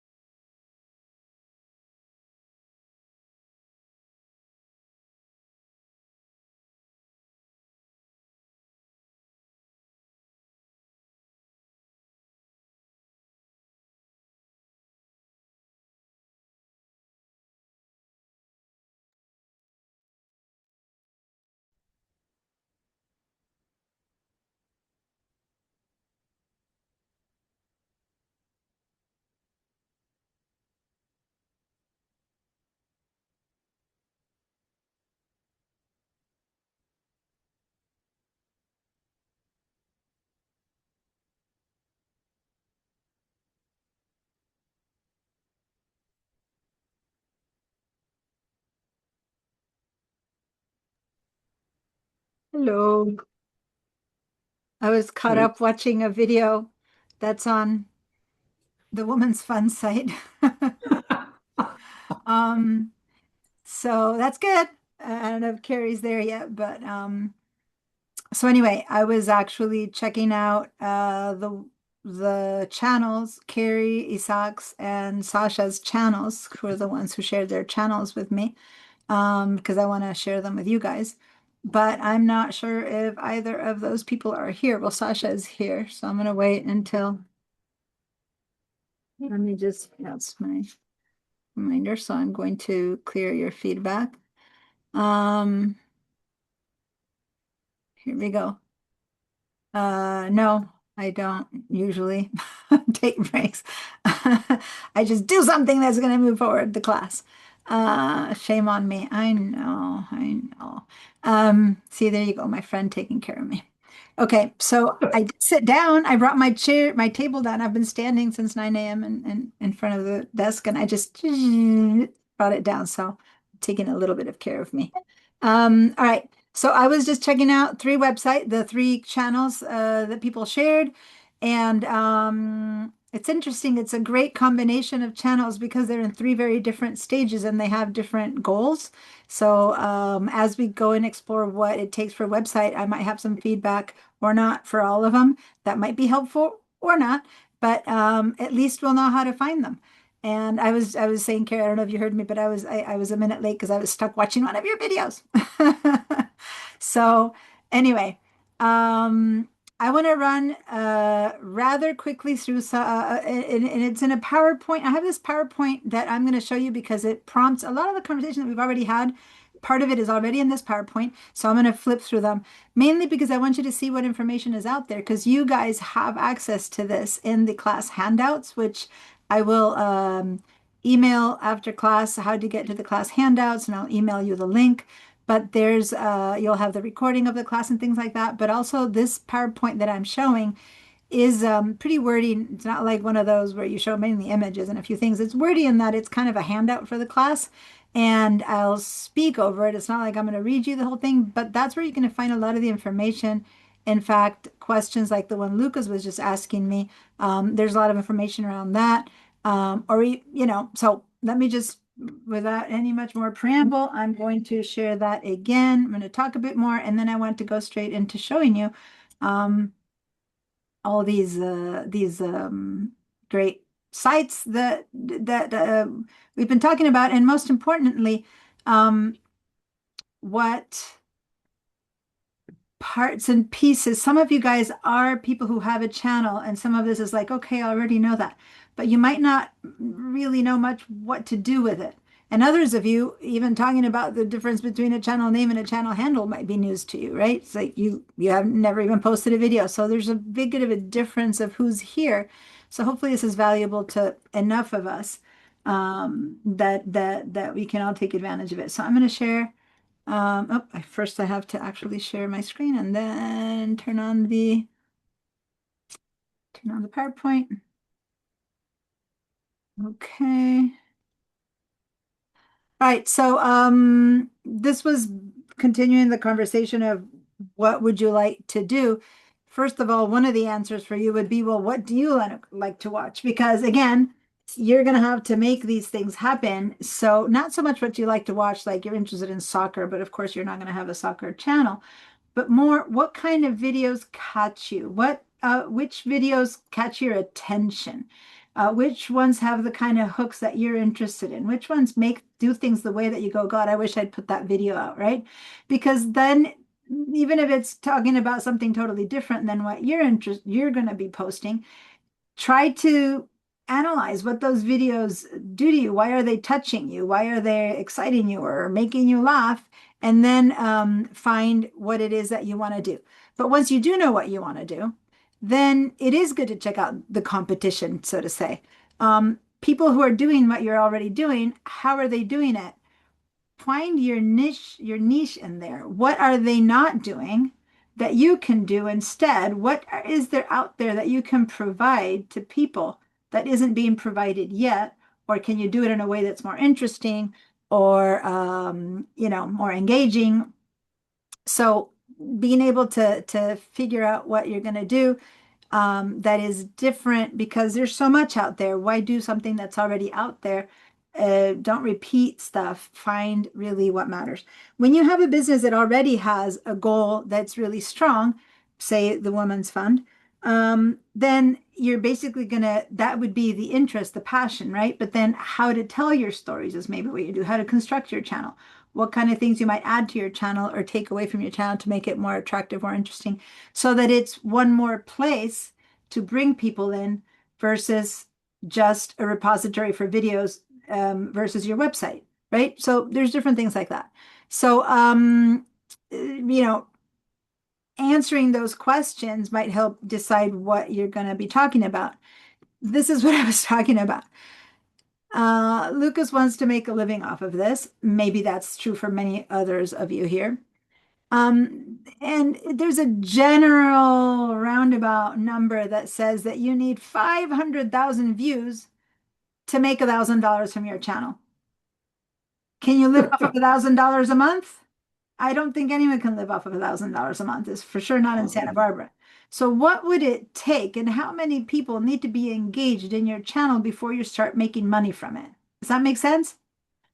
Granted, you get one viral video, like those that go around the world, and in 2 days you might get, 500,000 and then 2 million views. I'm not saying that there isn't the weird thing happening that you might be one of those. But for the most part, you build a channel up. So you first, if you still need to be making a living, you're going to be like making a living somewhere else while you build up a channel enough to have it begin to be monetized. Okay. In fact, you have to have a certain amount of views before YouTube even begins to look at you. You might have the best video in the world and you don't get money off of it until you have, I believe it's 100,000 views or something like that, before you even begin to start getting some cents each time. And depending on how many views you get before you even get to make some kind of an income, that works, right? So anyway, again, not to say that you shouldn't consider it. Many people do make a living off of being video, YouTubers, but it's not like you just pick it up and begin to do it.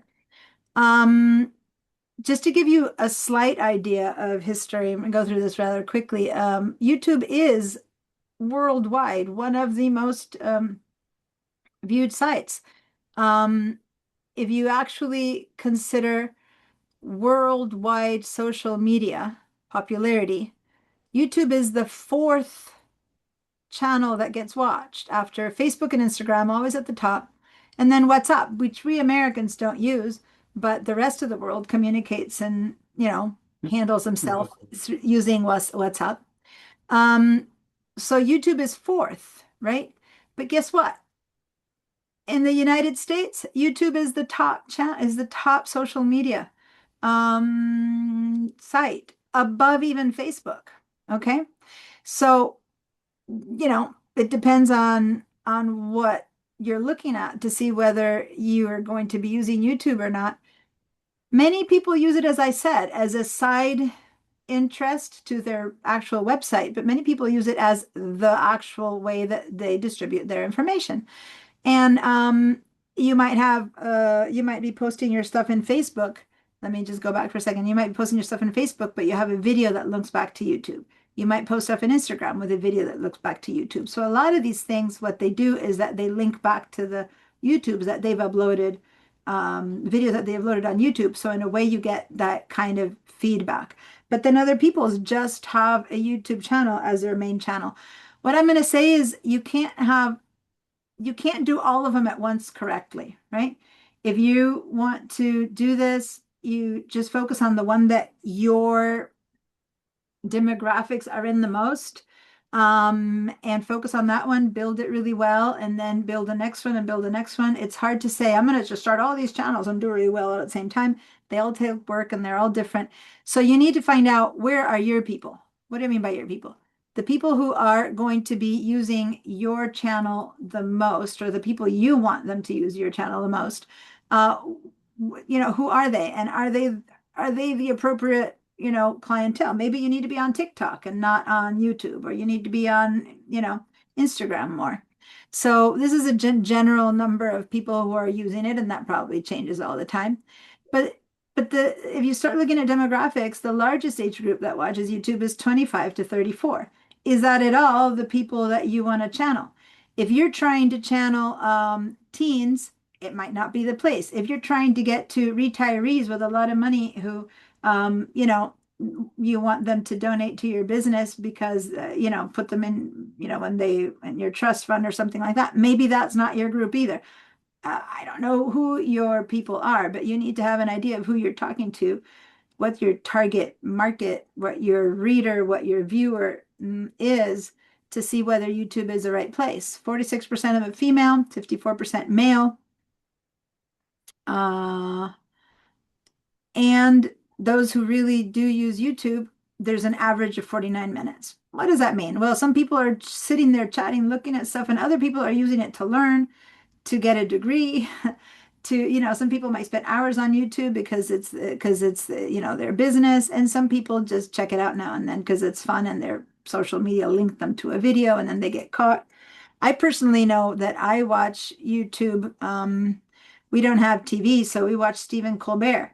And a couple nights a week, we'll click on to YouTube to watch Stephen Colbert. So there you go. Without even thinking I do much YouTubing, I know that I use it quite a few times a week to catch up on my Colbert. So who knew that I am using YouTube as often as I thought? I wouldn't have thought I would use it that many days just for that. So this is an interesting site. And the reason I told you that you have access to this presentation is because there's a lot of links in this presentation, especially as we get further down. I have hundreds of links in here that you might want to pull this presentation up and check them out.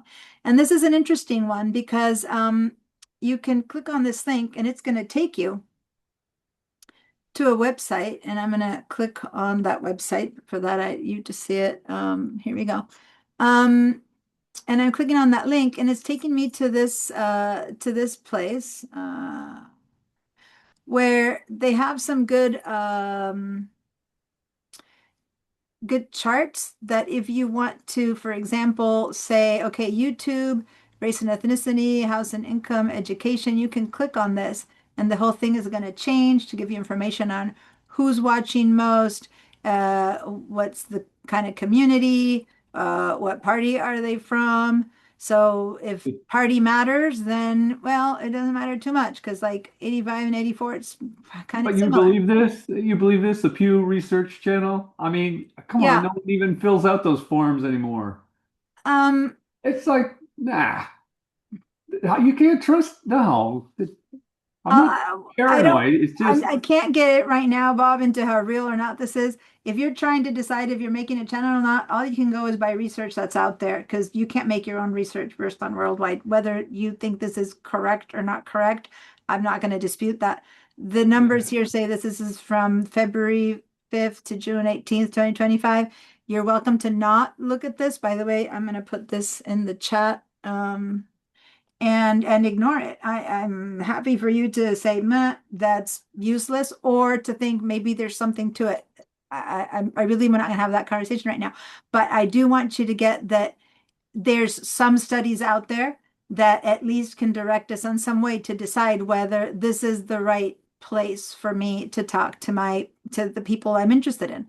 So if you notice that, any of these numbers skew very different than your ideal population of readers or viewers, then maybe you need to go and see what a different channel does. So if you think that you'll be using YouTube and you're trying to capture people who are young, you might discover that you're better off doing a different site. Anyway, so that's just what I'm going to say. That link that's there. There's just information. I'm going to go back to, and there's a ton more like this that you can look online, but this is at least in the United States, by the way. This isn't a worldwide thing. All right, so just showing you that there's links all over this that you can click on to look further, because that helps you decide what you're gonna publish or what you're gonna do, or when should you use your Instagram for a certain program that you're putting together, and when you should use YouTube, right? Anyway, whoops, there's 3 kinds of contents that, hold on, Didn't mean to go there. My mouse is clicking away from me. There's 3 types of main content that we're going to create and put on the internet. And some of you might be doing all 3. Some of you might be 1 or 2. And maybe that's a place to expand upon. Most people know about videos because that's what has been for hundreds of years is not the right thing to say, but you know what I mean. From since the beginning, it's been videos, long form videos. But now you can also publish shorts. I mean, one of the problems that YouTube had is that suddenly Reels became really the thing to do with TikTok, and then suddenly everyone had to start showing short form videos. So all the social media sites began to adopt it, and that's what happened here. I'm sorry, I went to turn this on. I hate the way this works with it's kind of jumping around. I don't know why. I'm gonna change mouse, but everything is rolling through when I'm on it. So anyway, shorts became a thing, and at first they were really short. Now they're up to 3 minutes, and many of the videos I was watching on your guys' sites are less than 3 minutes. So they could also be the same video that you posted as a video, you could post as a short, which has much more engagement. It's a much higher engagement from people doing shorts. It's become one of the things that people go the most to YouTube to see are shorts. Maybe because you post them on your Facebook, you post them on your Instagram, you post a short, it links back to your website. People can engage in a short, but they don't have time to engage in a documentary, right? And so that's a huge growing section. And then there's live, where you actually are broadcasting, so to say, live, something that's happening and you're interacting. The whole point of live video is to interact with your community, to have people to show something, to talk about something, to do an activity together with your community. So really it is about building community or about teaching. And you are literally sitting there doing something while people are asking you questions. And so say that you're doing pottery and your hands are in pottery, you better have someone there with you answering the questions and engaging with the people who are asking. You're reading what they're asking, you're responding, you're showing them. So it's literally like this Zoom conversation that you can ask me stuff. Live videos are that way. This is a short little video. I hate watching videos when I teach, but this one's only 3 minutes and it gives you a little bit idea of these 3 modes. So I'm going to play it. And by the way, this is a video that's embedded in YouTube, and I'm playing it on YouTube lets you build connections, earn money. Let me stop this for a second. Can you guys hear the sound? Yeah. Okay, because sometimes it doesn't. Okay. Express yourself. There are 3 main content formats creators use on YouTube: videos, shorts, and live streaming. All these formats in one place gives you the creative freedom and flexibility to explore and connect with your audience in different, exciting ways. And there's no one size fits all when it comes to if, when, and how to use them. Let's dive into each one. First, videos. Videos offer flexibility. They can be long or short. They can be about niche interests or mainstream trends. They can be highly produced or made on a whim. Videos can be filmed anywhere, on any device, for any interest. Consider how you want to grow an audience and build a connection. Are you interested in vlogs, Q&As, podcasts, or personality-driven content? Is there a certain passion you want to share, like gaming, beauty, or fitness? We recommend getting started with whatever you have. And when it comes to posting videos, remember that accurate, engaging titles and thumbnails can help draw in new and existing viewers. Next, shorts. With shorts, you can pick up your phone to create bite-sized content that can be easily discovered by anyone. They can help you attract new audiences and engage your existing fans. When it comes to creating shorts, the first few seconds are key. So focus on strong visuals, unique audio, or a compelling story hook. And remember that some viewers might be coming across your content or channel for the very first time. So try focusing on succinct, standalone storylines to keep all types of viewers engaged. Shorts also let you create with and remix content from across YouTube. When inspiration hits, simply tap the remix icon to cut, green screen, or remix audio and video from content you love. Finally, live streaming. Whether you're hosting a Q&A, teaching a class, showing off your gaming skills, or reacting in real time, going live lets you create in-the-moment experiences that build a deeper sense of community with your viewers. Eligible creators can go live anytime, anywhere, even on mobile. And features like live chat help your audience have meaningful conversations with you and other viewers. If you do want to experiment with live streaming, we recommend testing it first by playing around with an unlisted or private stream for just yourself so you can get comfortable with the steps. Then, once you're ready to officially go live, be sure to give your viewers a heads up and even schedule your stream so they know when to tune in. So, which format should you create in? Some creators find enjoyment and success with just one format, while others utilize two or more. There's no right answer. While many creators think about how these formats will speak to their existing audiences, it's also important to recognize the opportunity to grow an entirely new set of viewers through new content. We hope these formats give all creators the creative freedom, fun, and flexibility to express themselves however they want. Check out the links in the description for more info on each one. Thanks for watching.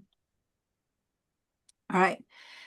Did anyone discover something they didn't know about of the kind of videos they could make, or maybe think, "Ooh, I could do that," or that sounds like an opportunity for me, or "Oh, I didn't even know this existed," right?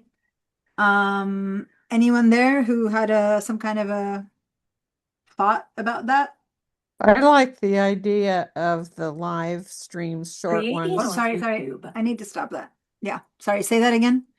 I was going to say I like the idea of the live stream and sort of a short, oh, I just thought of something. I want to show you this new technique, blah, blah, blah. And add that to any of your other, just add it to your short list. And I think that would get the attention of the public that you're trying to get to once they discover you. And I think they'll have to discover you elsewhere on Instagram, on Facebook, something like that. Yeah. If you start, it's like me suddenly saying, today I'm going to teach YouTube and I'm going to start a Zoom. Who's going to come here if they don't know, right? So there needs to be a place where people signed up or registered or knew to come to suddenly be here. So a live stream is like that. You need to post it in your Instagram and your Facebook and your community, send a newsletter, and then say, join us for this live stream. And then let me show you how this new thing we're doing is working. This is the program that we're presenting. I was just watching a video on the Women's Fund where they're showing this, I think doctors, I don't remember exactly all the details right now because I watched it quickly, but you could, if you have enough people who are watching you all the time, you could have, one of them going around, and again, you have to respect privacy and stuff like that. I'm not saying you can just do that without detail, but you can show people in action, and that is really engaging when things are really happening. On a personal level, my husband is a ceramicist, and he was working on doing some raku and trying to find a new technique. And there's lots of videos of people doing it where you learn from. But then there's one guy was doing a live stream. And so I went on that, and it was so cool to watch him doing it. And you could actually ask as if you were going to a course, to a workshop that day, and you can't go to a workshop. And we just went on, and when he was doing a certain thing, you're able to say, can you show that again? How did you do that? And it was a live stream, right? So who knew that you could do that, right? And learn from it and have fun. Other people just take people along with them on their night out, or while they're playing video games. That's a very typical live stream, right?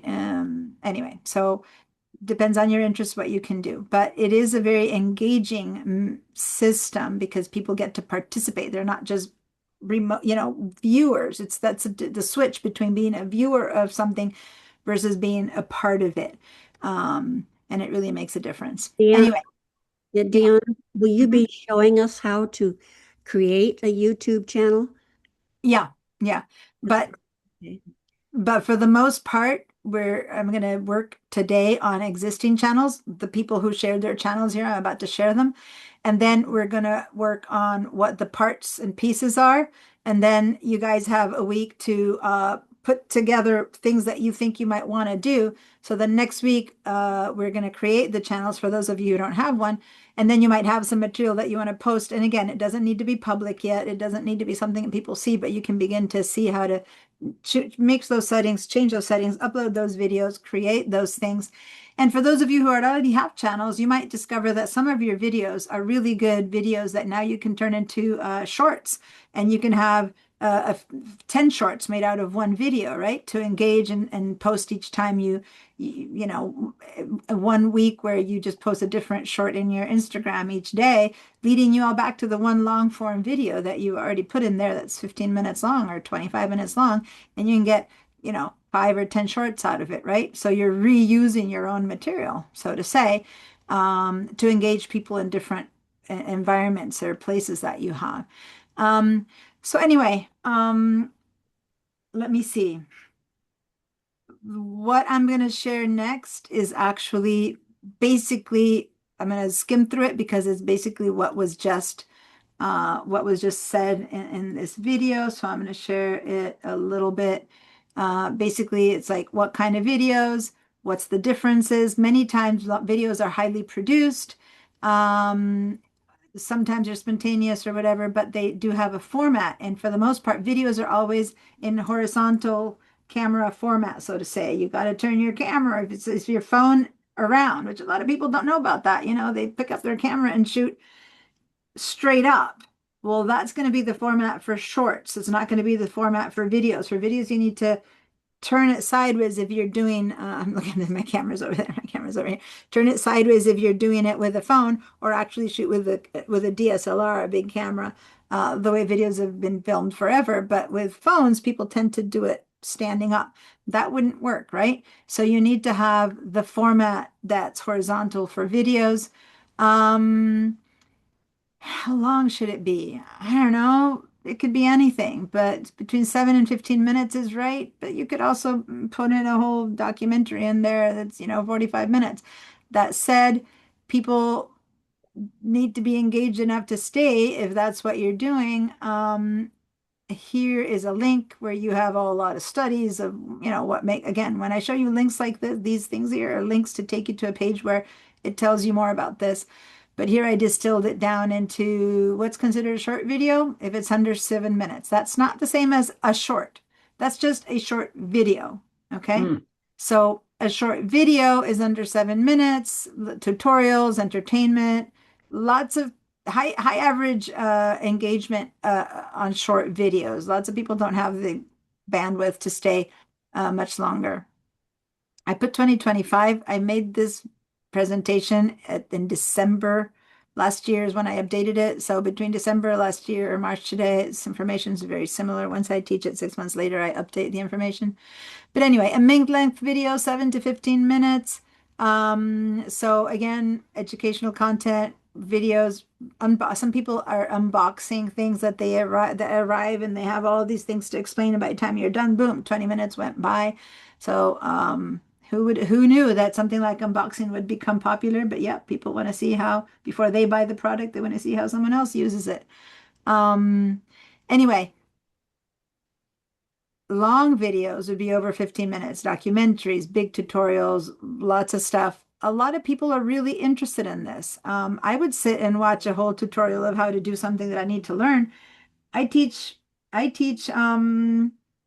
people how to use computer applications. I have to be upgrading and updating my knowledge all the time. Who am I going to go to? I learn from YouTube, you guys. I follow the people who I think are good, and there's some sites that have good tutorials, and that's where I learn from to move forward with my knowing how to do the next new trick in Photoshop or in whatever that I'm using, right?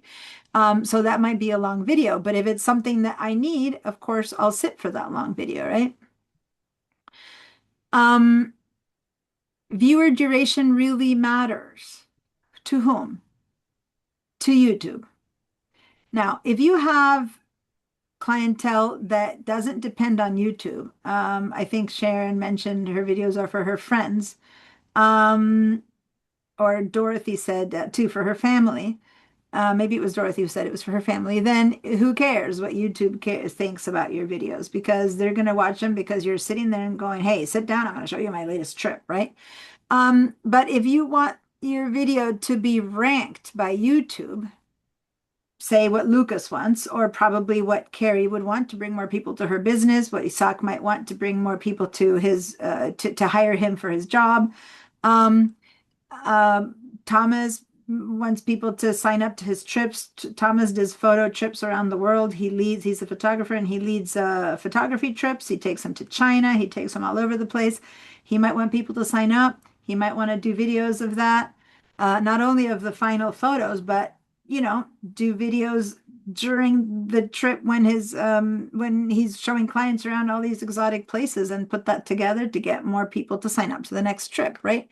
So anyway, I know Bob is making some books, so you might want to talk about the process of making your books to then hopefully when your books are published, people will buy them, right? Photo books again. So you each have a reason where you might want YouTube to choose to show your video to a bigger population than the people that you know.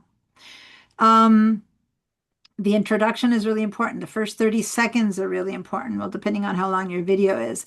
But the most important thing is that you don't just do whatever and hope people watch it, but you really need to make the beginning of your video be a big hook to get them to want to stay. Then you've set an expectation of what they're going to get. Then you got to deliver on that, right? Or they're going to just drop off as soon as they can. Make an introduction that will grab them, hook them, and then keep them. Here's a link where I talk about how to add audio to your video. It takes you to a lot of information about that. I'm going to show you that when we show YouTube, when we show the channel itself. I'm going to show you where you can add audio that's from YouTube, but here's more information about that.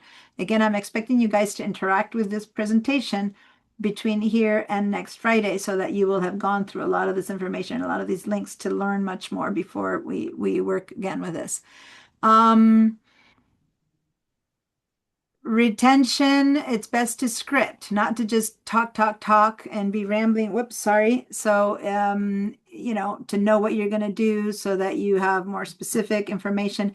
If you use timestamps, you can have links that tell people, I'm going to talk about these 10 things. And since you're only interested in number 9, here's a link to go straight to the number 9 point in my video so that they don't have to sit through 17 minutes or 25 minutes. They get taken straight to, point number 9, which is, 8 minutes in. Does that make sense? So you can structure it in a way to make sure that people watch and get excited about what they're watching versus sit through it and peter off. Because when people peter off, YouTube reads that as your content is not that interesting, right? So you have to do the best that you can to get people to stay engaged with your videos. And then they go, this is good content. I'm going to propose and show this video to 200 more people, see how they interact with it, right? And for that, a lot of people are using AI to figure out how to create that pacing. We're going to talk a little bit about how you can do that.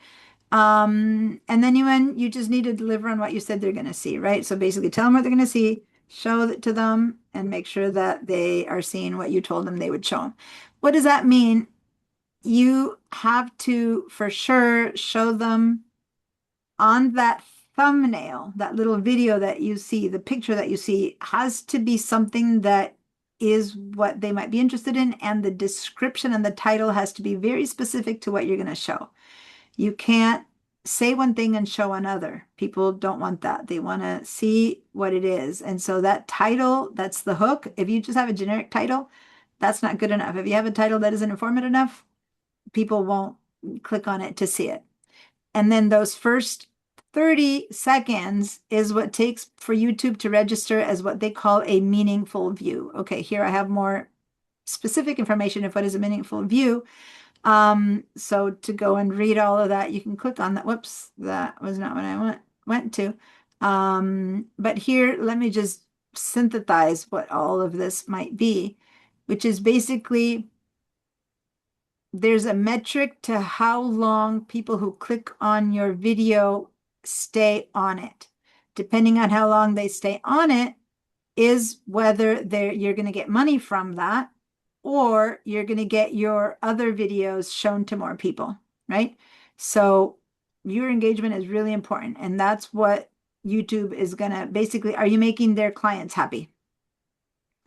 So if a video has a high retention rate through the first 30 seconds, then it will be favored in search rankings. Because I'm sure there's 2,500 people who posted how to bake a cake. But if people stay through yours, then when another person says, I want show me how to bake a lemon cake, whatever, yours will be offered above the 30,000 other lemon cakes that are out there, right? So that's what you need to prove, that you are engaging. When people leave early, the video isn't delivering, right? And so basically, it's a real decision by title. Is the title interesting enough?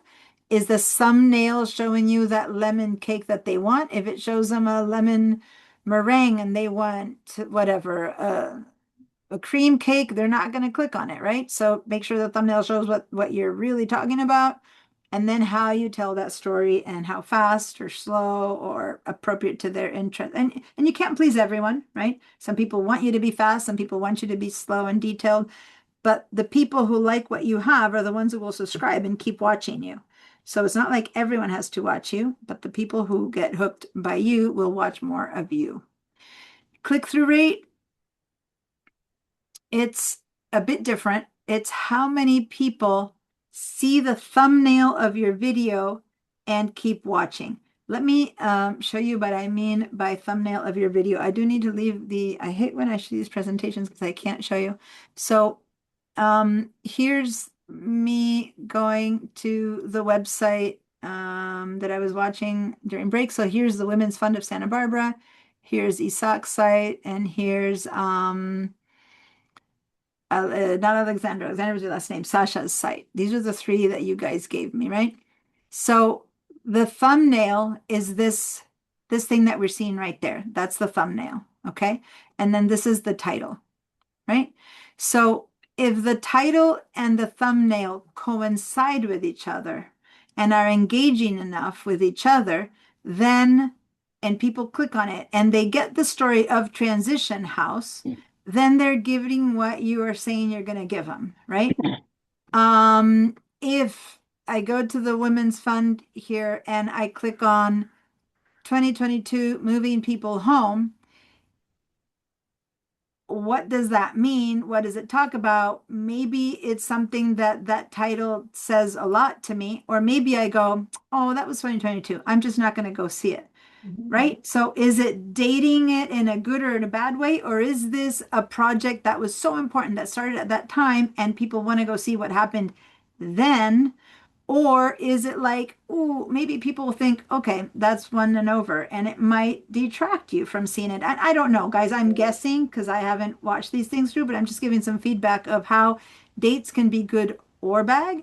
If I want a grant in 2021, I definitely want to see this video of me and my grant one, and I want to be able to link this video to my website to show how, look, I got a grant from the Women's Fund. So this is an important video for me if I won a grant in 2021.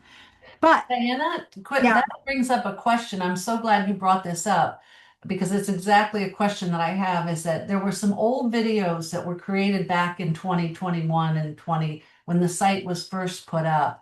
And what I'm having trouble with is I can't figure out how to move those away from showing up as the highlighted videos. They keep showing up at the top.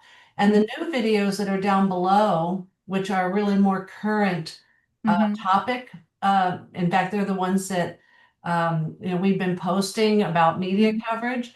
Those seem to come up below, and so I'm really that is a question that I've had, and I was there is a way for you to create an interest list where they go on top. But let me just say one thing, everyone, to her question, just look at what's happening here. Pay a little bit of attention to me and tell me if you have a possible first answer for Carrie. Why would it be that this is up there or here? I can think of two reasons right now. How about you guys? What can you think of? Well, the length of the things seem to be at the top, the long pieces. This is 1 hour, 1 hour, 1 hour, and these are I can't tell if this is a minute. Yeah, Minute. they're short. They're short. Okay. So Mhm. that's a good, I hadn't even noticed that. Thank you, Bob. That's one answer. Anything Be else? because YouTube thinks those are the ones that you would like to see. Because Why would YouTube, why would this be up on top and this one next? It's it important to says your for video. you, it says The for you, views. like this is your Yeah. taste. Views. So it could be, I agree, that it's because based on the things I'm interested, me, Diana Musacchio, uh, me personally, it might be that I'm more interested in this. Let me clarify. I am accessing this website, just so you know why I think that might not be the answer. I am accessing this website from a teaching account that I never use. So this account doesn't know me, Diana Musacchio. All it knows is that when I teach this class every 6 months, I go to it and I don't choose things based on my interests. I choose things based on who's in my class. So because of that, I'm going to say that that's probably not maybe the correct answer. But that said, who did I tell YouTube I am? Maybe when I created this account, YouTube can tell because of how I created it like 13 years ago, whenever I created this account. They can tell that I'm a middle-aged woman of a certain demographic or whatever, and thus maybe it is true that that's why it's for me. But I want to say, I always say the disclaimer, I don't use this account on a regular basis. So YouTube knows very little of me in this case.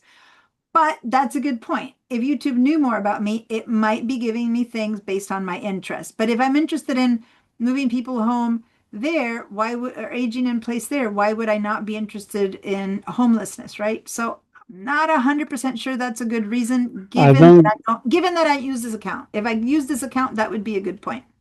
Yeah, there's when I 171 views on the video one. Yeah, that's a And good one.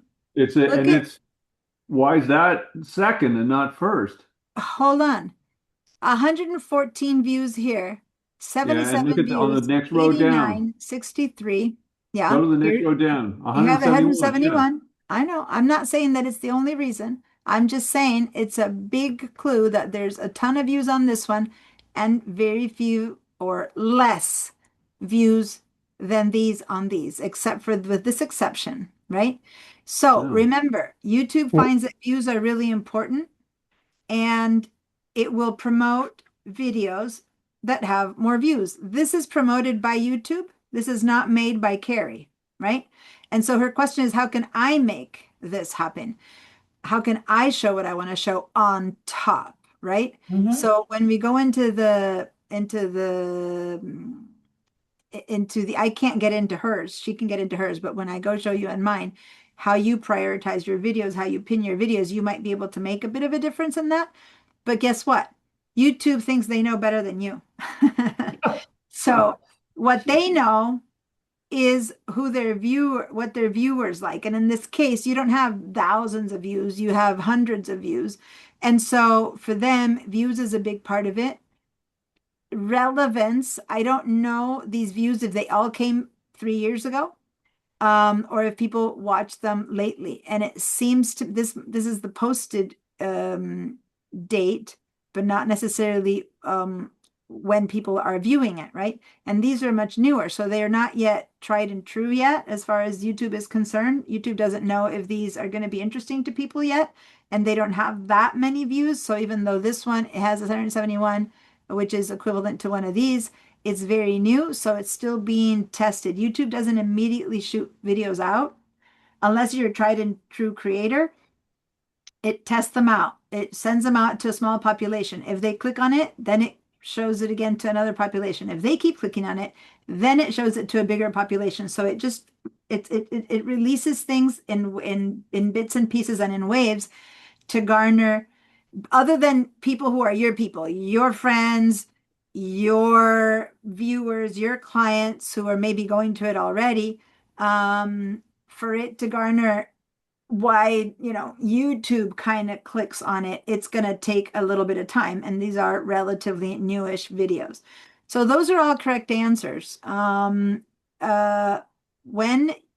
one thing I do see here is these are all, when I say long form videos, it's not so much that they're so long because they're short, but they're all in the format of videos versus in the format of stories. And in the format of stories, it's easier to get promoted where people see you without having to click on you. So right now, if I click on one of these videos, watch what happens. I'm going to click on this one. I guess I could have clicked on one of the newer ones just to be one more click. But anyway, I'm going to click on this video and it starts to play.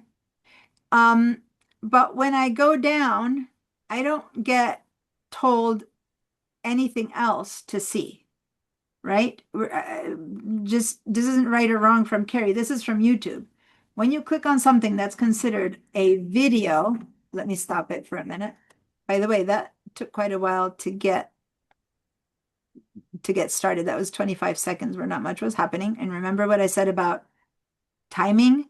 So at 25 seconds, this showed up. And then all this time I had this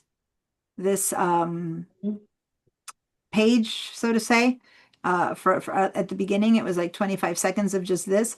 So if this is something that was a forum that happened, you might want to edit that so that it begins right when things begin to happen. But anyway, that was just a quick thing that I wanted to say. But YouTube isn't showing me much more here of hers. In fact, what YouTube is doing, it's showing me this. What's this? This is probably just generic stuff that people are watching right now. Because again, the reason I use this to teach is because I don't use this YouTube. So you don't see the kind of stuff that I'm interested or not in seeing for the most part. You're just seeing generic information that people are viewing. There's 34,000 video views on that. There's 182,000 views on that. And these are newish videos. So if in 10 hours or in 10 hours they've garnered that much information, then people must be interested in it. So it's kind of like the top 10 or top whatever. But I'm not seeing anything else of the Woman's Fund. So one thing I'd like to show you is how to create here a playlist of suggestions. If you watch this, then you can watch this next, right? So that's something that you can create on your channel, where hopefully up here you have a series of, ooh, if you watch this, see that. And they'd have to click on your playlist for that, but that's one thing. Let me back up again to go back to the main page, right? Right there. And the difference with a story, and I don't think Isak has a story either. Do you have stories, Isak? No. How about, No. oh, she has a short, not a story, sorry, a short. So this is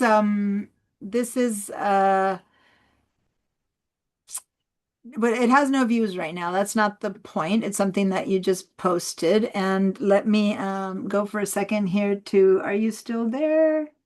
Sasha, there we go. So this is Sasha's site. And again, it's videos 2 months ago, 1 month ago, or whatever. And then there's one short. So watch what happens when people click on a short. When you click on a short, right? And we see this short. I guess it's not happening because I'm in your channel. Let me just stop it for a minute. Let me back out of your channel and show you what happens in my channel. Because in your place, all I see is your short, and there's no more, so I don't get shown more. But if you had more, I would be being offered more shorts. Let me show you. This is YouTube for me. If I go with this account, which is the teaching account that I don't use for anything other than every 6 months spending a few hours on it, this is a generic set of choices that I am receiving from YouTube, right? So it's showing me at the top 2 or 3 things that are paid for. Someone paid to put this up here. Some company, whatever this is, Access Hollywood and Goodwill Hunting, have paid to put this at the top of my list, right?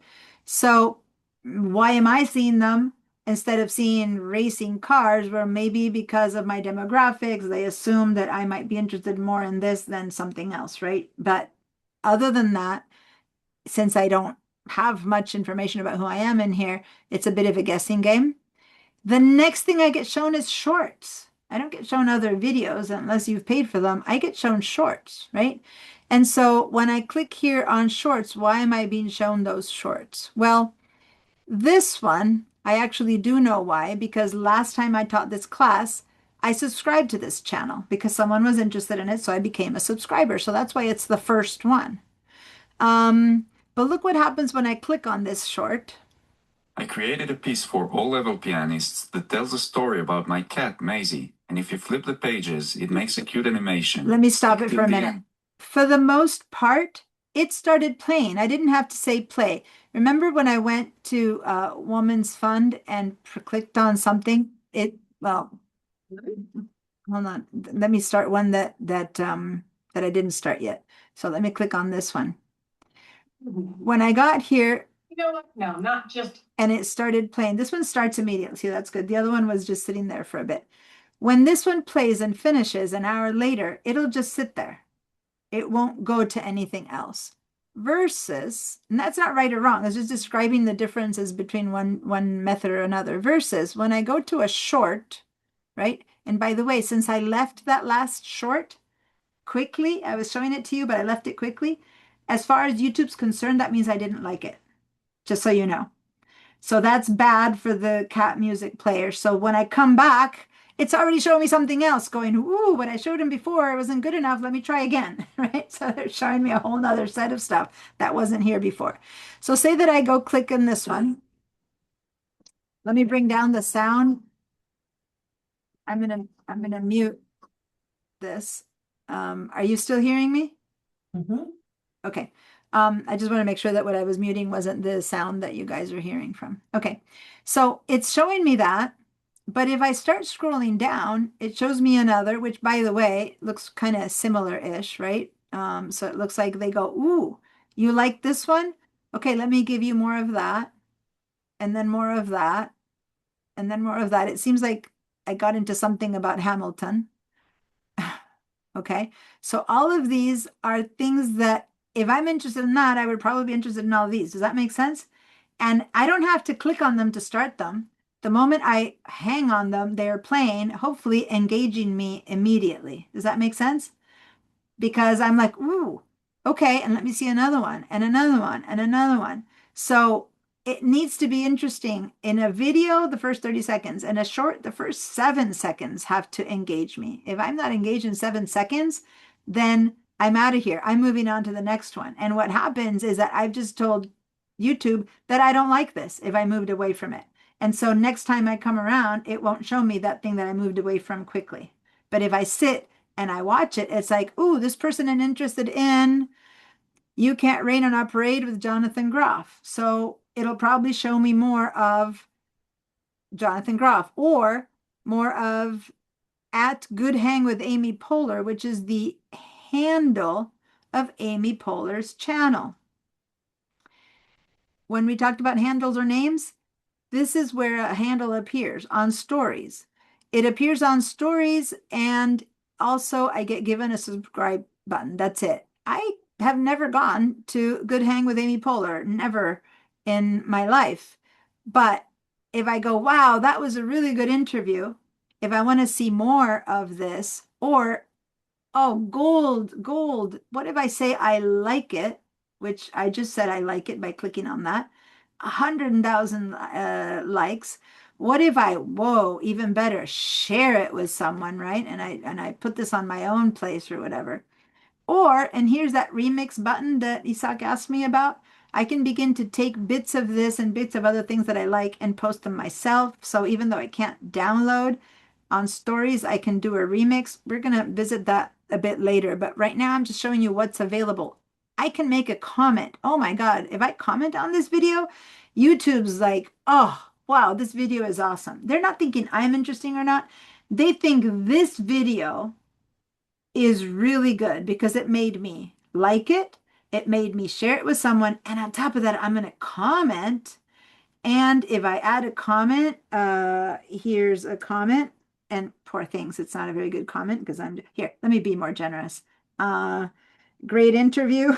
I haven't heard it, but never mind. If I say great interview and I now comment on it, that's it. This story has stopped me in my tracks from my scrolling enough to say to YouTube, this is a good one. And for people like me, that was a good thing to show me, right? So the more people interact with my comment, so if I make a really interesting comment and people interact with me, that's good for me, by the way, for me and my channel, because that means people are interested in what I have to say. So that's why a lot of people send these really nasty comments or comments about things that people are immediately gonna, even if it's oh God, this guy is disgusting. And if I were to write that and people go, how can you say that? And the other is, that's such a mean thing to say. Guess what? You've interacted with me and you've interacted with my comment. That's an interaction. That means that what kind of thing I say, people are listening to me, right? So any kind of interaction is good.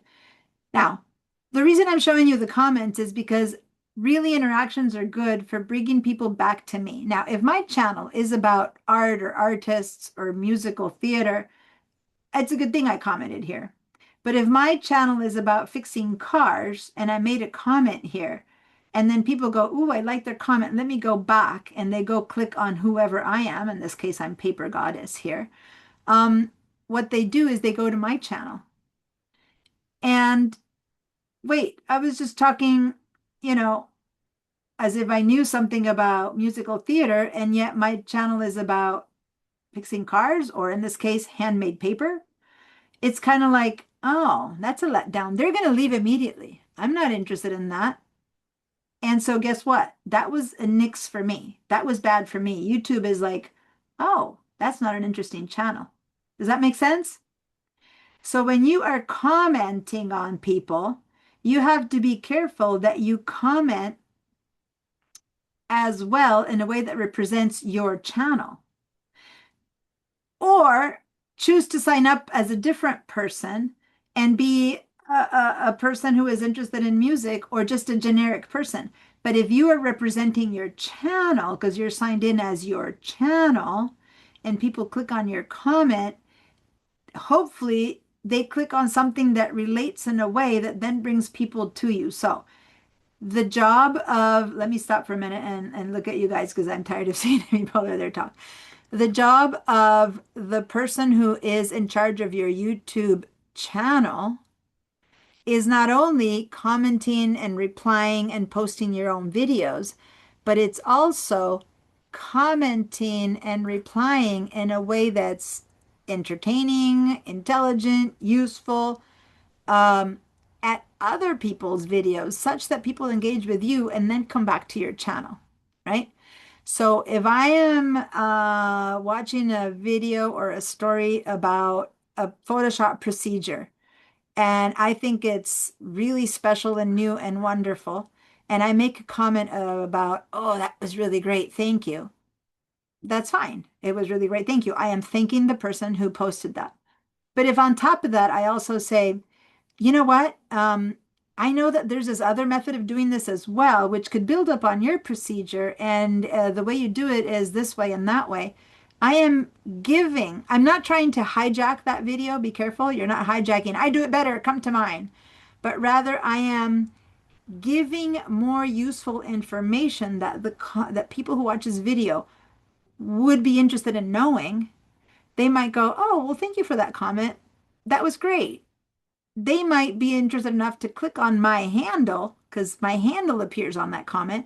And then they'll land in my channel where, lo and behold, on my channel, I have more information about how to use Photoshop correctly. Does that make sense? So my interactions with other people's videos is an important part of me handling my channel. If I just want to be a fan of Amy Poehler and it's got nothing to do with my channel, I should sign into YouTube with a personal account before I start making comments or snarky comments or things like that. But when I'm a representative of Paper Goddess, I got to respond as Paper Goddess. Does that make sense, you guys? Yes, no, maybe? Anyone? Yes. Commenting on things is part of handling your channel. Okay. Any comments about that? Anyone want to say something or questions before I keep showing Isaac, Carrie's, and Sasha's channels? Okay. Let me share again. And now I'm leaving this place and I'm going to back out. So I go back to what I was being shown automatically. And here I just dropped again into my fake teaching channel and see how everything changed? Everything that I was seeing the first time I showed here is gone. Now I've got 3 other things that people paid for me to see. I've just been sitting watching and rewatching a video of a musical on Amy Poehler. So when I go here to my shorts, oh look, more Jonathan Groff, more Jonathan Groff. I guess Kate, funny stuff that is related. So suddenly all of this is beginning to look a bit more like what I just stopped and watched, isn't it? Right? Anyway, that said, as I keep scrolling down, I'm being shown videos. So notice that I was shown shorts first. So if you can make shorts out of your content, you're going to be shown more than you'll be shown videos, just so you know, because it's at the top.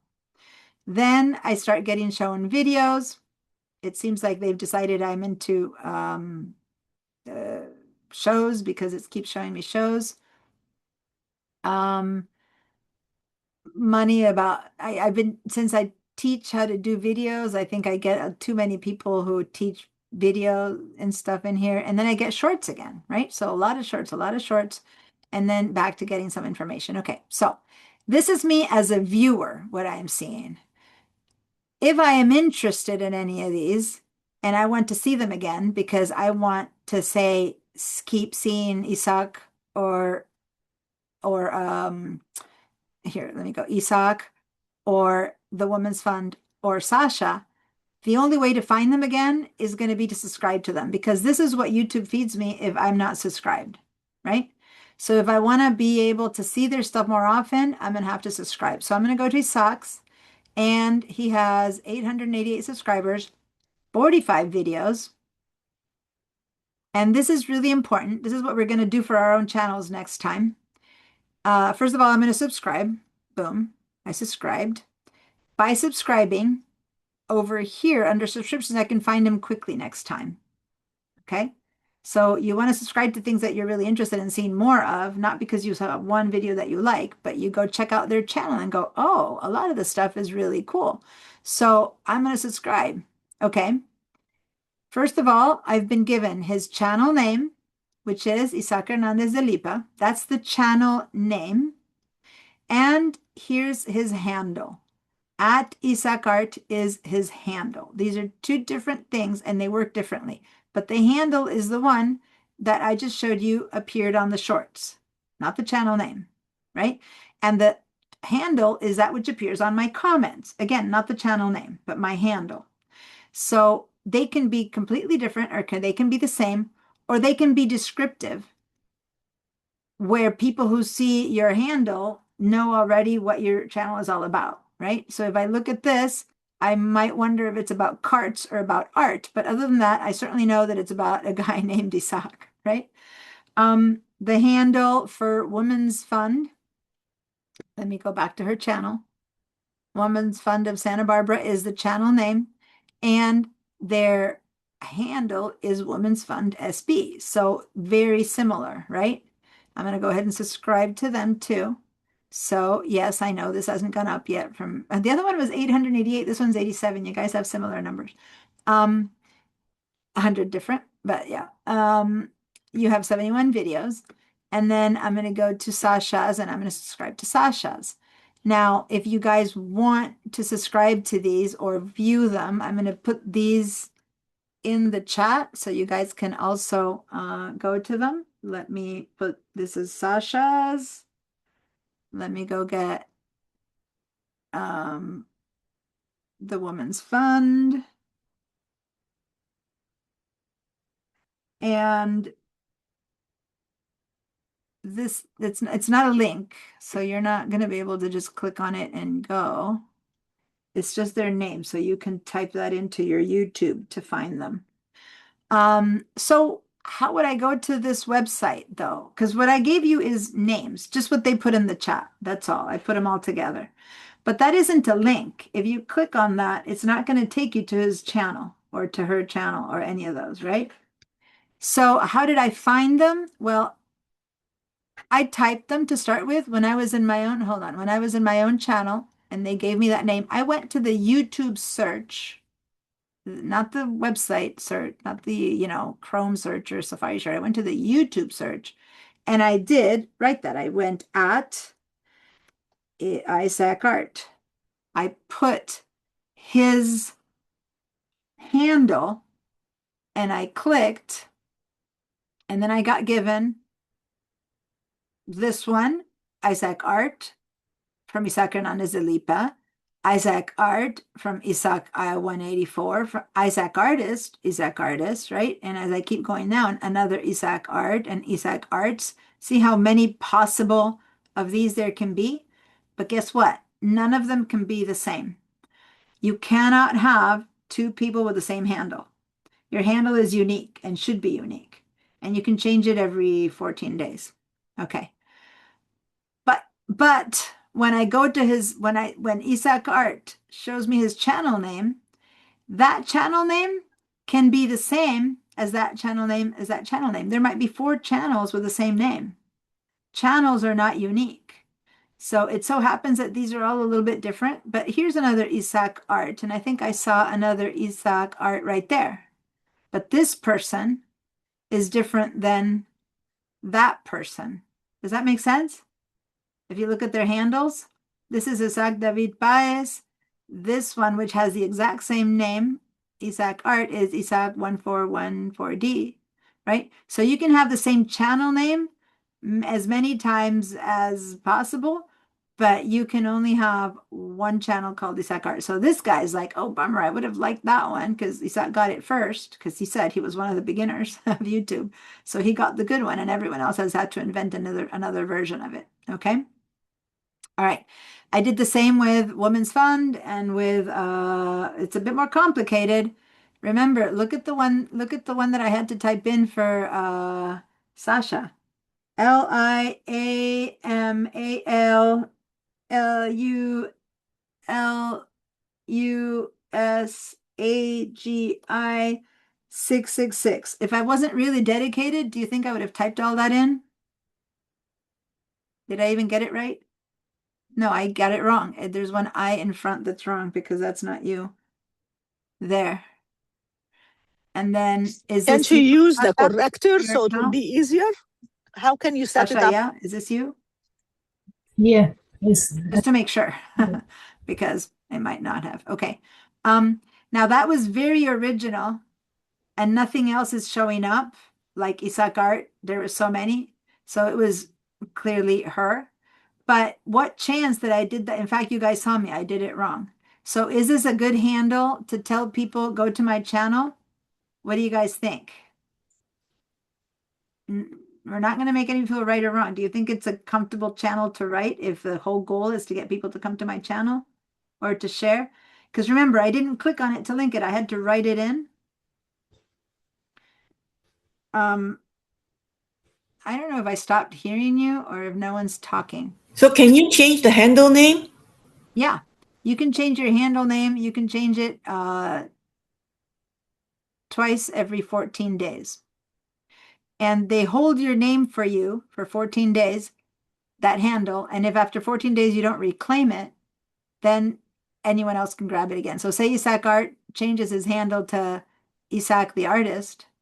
For 14 days, he can go get Isaac Art back. But the moment 14 days go by, if he hasn't reclaimed it, then someone else can be called Isaac Art or Women's Fund, or I can't even pronounce Sasha's. And again, it's not good or bad, but the fact that it's hard to write means that it's harder for people to come to you, right?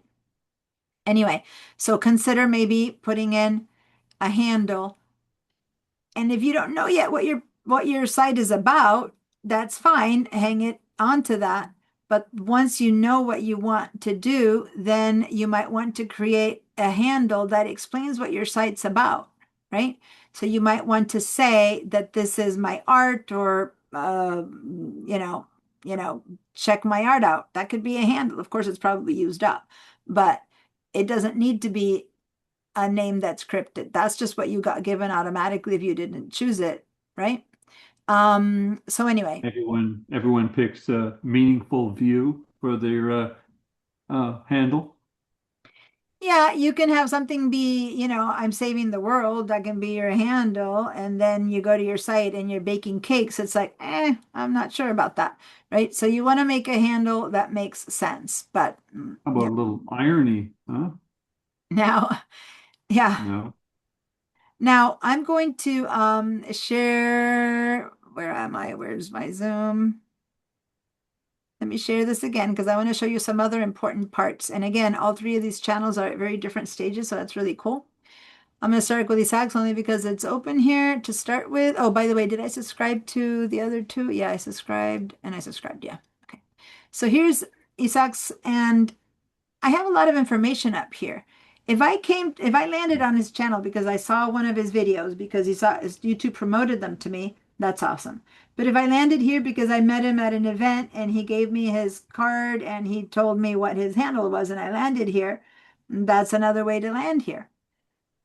If instead I clicked on a video that was served to me by random chance because I see things similar to the ones that he posts and I linked to it, I will not link to his channel. I will link to a video. So I will have maybe watched this video somewhere, because for some reason I ended up in this video, maybe because I am interested in their transition house and then I saw this video on their website. If I want to see what else Isaac makes, I would click on his name here to go to his channel. So see how the handle doesn't show up here under the video? The video shows me the channel name. If the channel name says, explains what his job is, I might go, oh, I want to see more of that. But if it's a personal name, then I have no idea, but I like this video so much, I want to see what else he put it's in there. So the channel name is important because when people go to your videos, if I go to watch a video that the Women's Fund is putting out, it tells me that what they're about is being the Women's Fund of Santa Barbara. So it's a pretty clear explanation of what I'm going to go do and see. But in Isaac's, it's just a person's name. It's, again, not right or wrong. It depends on what the goal of your channel is, right? But for me to be able to see his channel, I have to be interested enough. I need to have reacted to it, said, ooh, that's so cool, saved it. It looks like this one I can download. Not all of the videos can be downloaded. Let me see what it tells me. Nope, I have to pay. So if I pay for YouTube Premium, then I'm able to download it. Okay, so when we said, is it free? It's not free. It's free to upload, but to download, I would have to pay. But if I want A question, Diana? Yeah. A question on that downloading. Is that only if the video is public? If it's unlisted, is that so downloadable? Yeah. I'm pretty sure, but I'm not 100% sure. If someone gave you the link to the unlisted one and you can watch it, then I believe you probably can download it as well, but you wouldn't have gotten it unless someone gave you the link to it. Does that make sense? Yes. This one is public, so I am seeing it. I am no one yet to this person, right? But if I want to see his channel, I have to be engaged enough to go over here and click on his name to then land on his channel to see the rest of his stuff, right? So, yes, Isaac. I don't know that I made any of the videos downloadable. I don't understand why that is because that goes against my principles. Yeah. And it was so old. But at any rate, my question is, if YouTube is charging money for that to download that video, are they making money out of videos without That's interesting sharing to me. I have to admit that that's interesting to me because I thought you could not make them downloadable. And I'm wondering right now whether it's when you upload them and you have to becoming homeless was whether you can make that choice. So when we go and open up all the settings for when you upload, maybe there's a place that lets you download or not download them. But it is interesting because it seems to imply that if I pay, I can download it, right? And if so, I can try it. Maybe I should try it for free and see if it allows me to download it. Let me do that. Let me see if it allows me without too much more sign in. I'm going to try it for free because I have never paid for this. If I pay $13.99 a month, and I would have to put my cat stuff in here that I'm not about to do, then You don't have. It's a free trial. okay, No, so I think now it's. let me does this. I'm going to Google this because I really do want to know this. Can I download any video as from YouTube as long as I pay for a premium membership? No, you cannot download any video, even with the YouTube membership. While premium enables the official download feature, there are significant limitations on what can be saved for offline viewing. Here's the breakdown. And of course, I'm using AI for the answer, which never mind, I'm not going to go there. Creator restrictions, video creators can choose to disable the download feature. Okay, so even though it said download, once I pay, it might tell me, nope, sorry, this one I can't download. I don't know. We'll have to see. We're going to go and see whether you disabled it or not. Members only content, that is typical that people want you to pay for them to be online. So where's Lucas? You could also make money by having things that are so interesting that you say to get to it, you have to pay me. So you have a membership fee, right? So that would be that I give a lot of things for free, but then some things I don't give away until you pay me for it, right? Or if a creator restricts the video after you've already downloaded it, that video may be removed from your device. Okay, so basically, even though you thought you had it, you might not have it. The premium doesn't allow you to download the file to your phone or to your computer. So where does it download it onto? The downloads are encrypted, temporary, and only accessible within the YouTube app or website. Okay, so you don't get a file. That's good to know. Phew. And then you must connect your device to the internet list every 30 days to Yeah, your downloaded content. Okay, so it's more like streaming where you download a video to watch, but you don't own yeah, it. it's You kind of don't like get the file. Netflix where you can watch from without Yeah. being online because okay. I don't have any permissions here for Yeah, downloading the okay. video. So that's good to know. You don't have, and you can only do it on 10 devices. So it's more like when if you're part of Netflix or one of those and you want to watch it while you're in the airplane, you can download it to your phone to watch it, but it's not like you've downloaded the file that someone can then use your video. I'm glad we followed through this one because I was surprised. I'm like, why would you be able to download it? Anyway, I'm going to keep here. There is a setting where it says allow viewers to clip my content.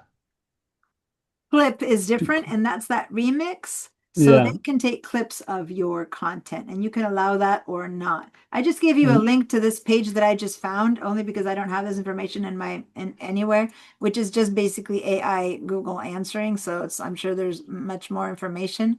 But anyway, that was a great question, and it took me by surprise that I would have been able to somehow download your video. I feel a feeling that once I pay and try to download it, it's gonna just let me have it, as it says, in my account to watch while I'm offline, as long as I connect every 30 days and all that stuff that told me. So that's good to know. I haven't yet shown you how to upload a video or not, but in my channel, I haven't shown you my channel yet. It looks like there are third-party apps that might let Wait. people download YouTube videos.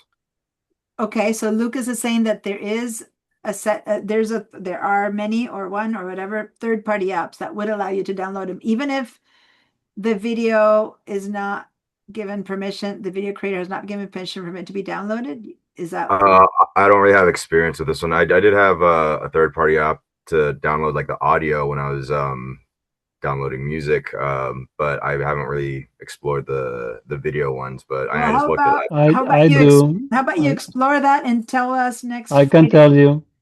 Isaac, For do you know sure. about that?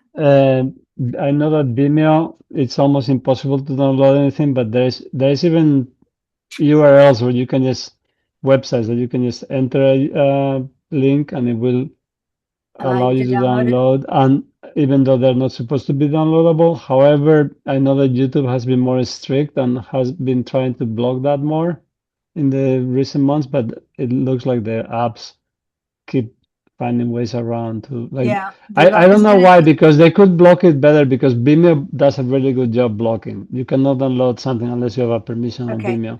So YouTube must have a hidden interest to let you download. I'm wondering know. Vimeo, but also the amount of people who use it's like Macs. Macs have less bugs and viruses because there's so many more users of Windows that the people who create hacks will create them more for PCs than for Macs, right? Same with Vimeo. Vimeo is a much smaller amount. Vimeo is a site where you go watch videos, where people who make, real videographers, movies and stuff like that, cinematographers post their videos up there. And that's what Isaac uses more than YouTube. But there's many fewer viewers on Vimeo than there are of YouTube. YouTube is worldwide. Vimeo is specific for people who want to watch higher level videos or videography. So versus YouTube is for everything, right? And so I think that there's also a reason for that they're less targeted. Less people want to download Vimeos than they might. Millions of clicks, I mean, than YouTube's. I don't know. That said, let me go ahead and go back Could to I ask something? yeah. Give me a second, Bob. I do Yeah. want to show some stuff before I get to more like questions about things. One second. I want to finish showing that if I go to his site, this is stuff that I want you guys to start thinking and preparing for next week, for especially those of you who don't have a channel, or as you can see right now, all three of you guys have channels that are missing some of the things that actually Isaac does have. So I'm going to show you what I'm talking about. If I land on Isaac's site, channel in this case, I get told what's his website, how many people follow him, which might make me think, ooh, he's someone a lot of people are interested in or not, and how many videos I have.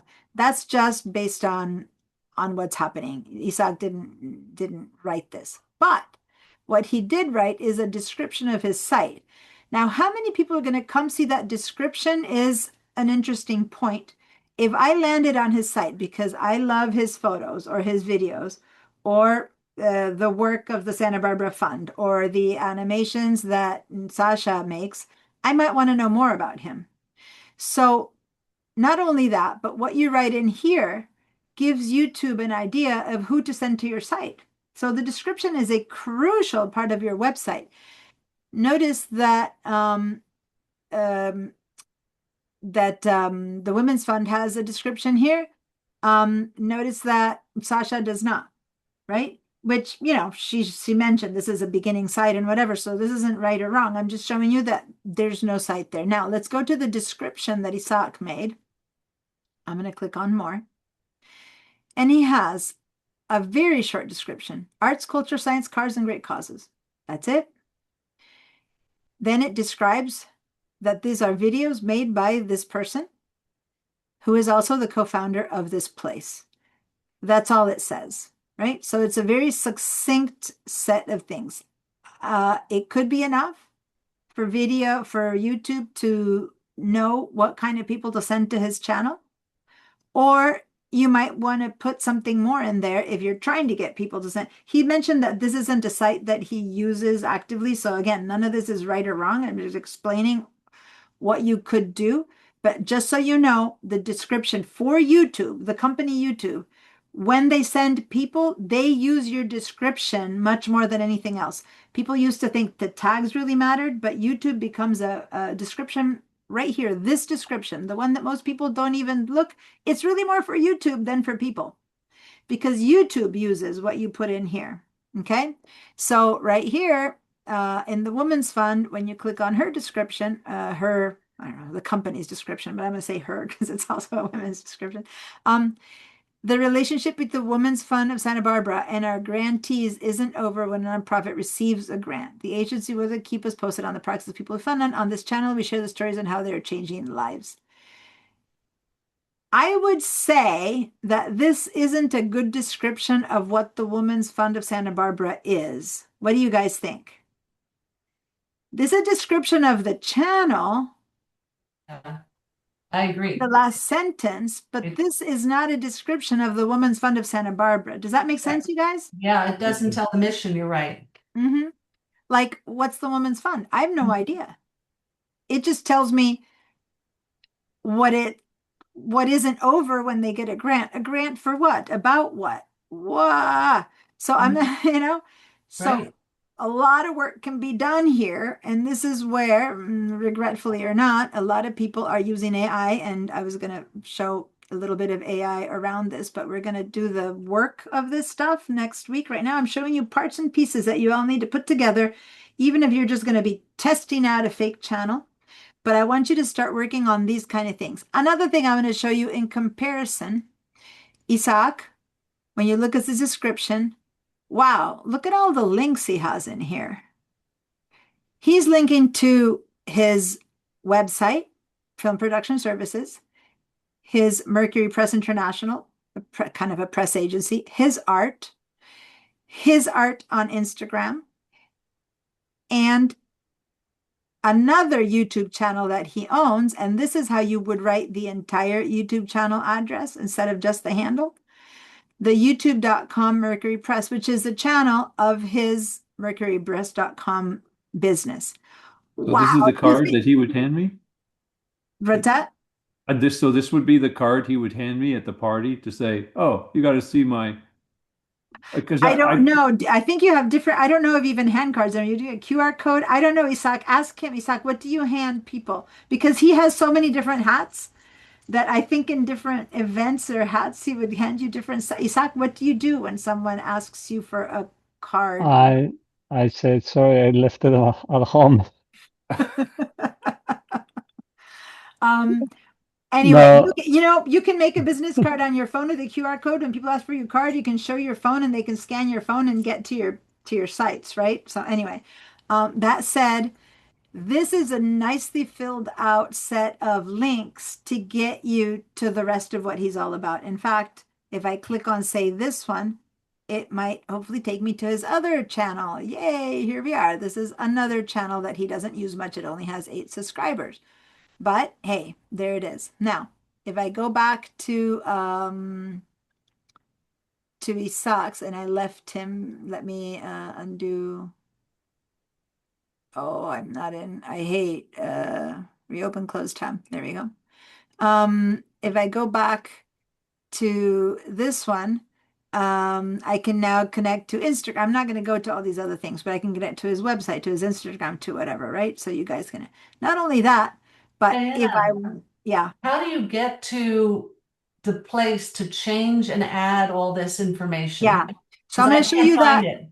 This is where we're going to go to this next week, but if you want to explore it, right now, my channel, this teaching channel, if I click over here, I'm going to my channel. So last time I taught, every time I teach, I change my channel name, my channel, everything. I guess last time people voted I was a handmade paper goddess. And so that's what I called it, but I'm going to change it this time. But if I were to want to customize my channel, right here, this is my channel now. So my channel, I can custom. I can't do anything about Isaacs or Women's Fund or whatever, but in my channel, once I'm in my channel, I can customize my own channel and I'll click on that. And then here's where I begin to make those choices. And this is where I can make, this is a description. This is a description that we created last time I taught this class. And here are the links. Great. Okay.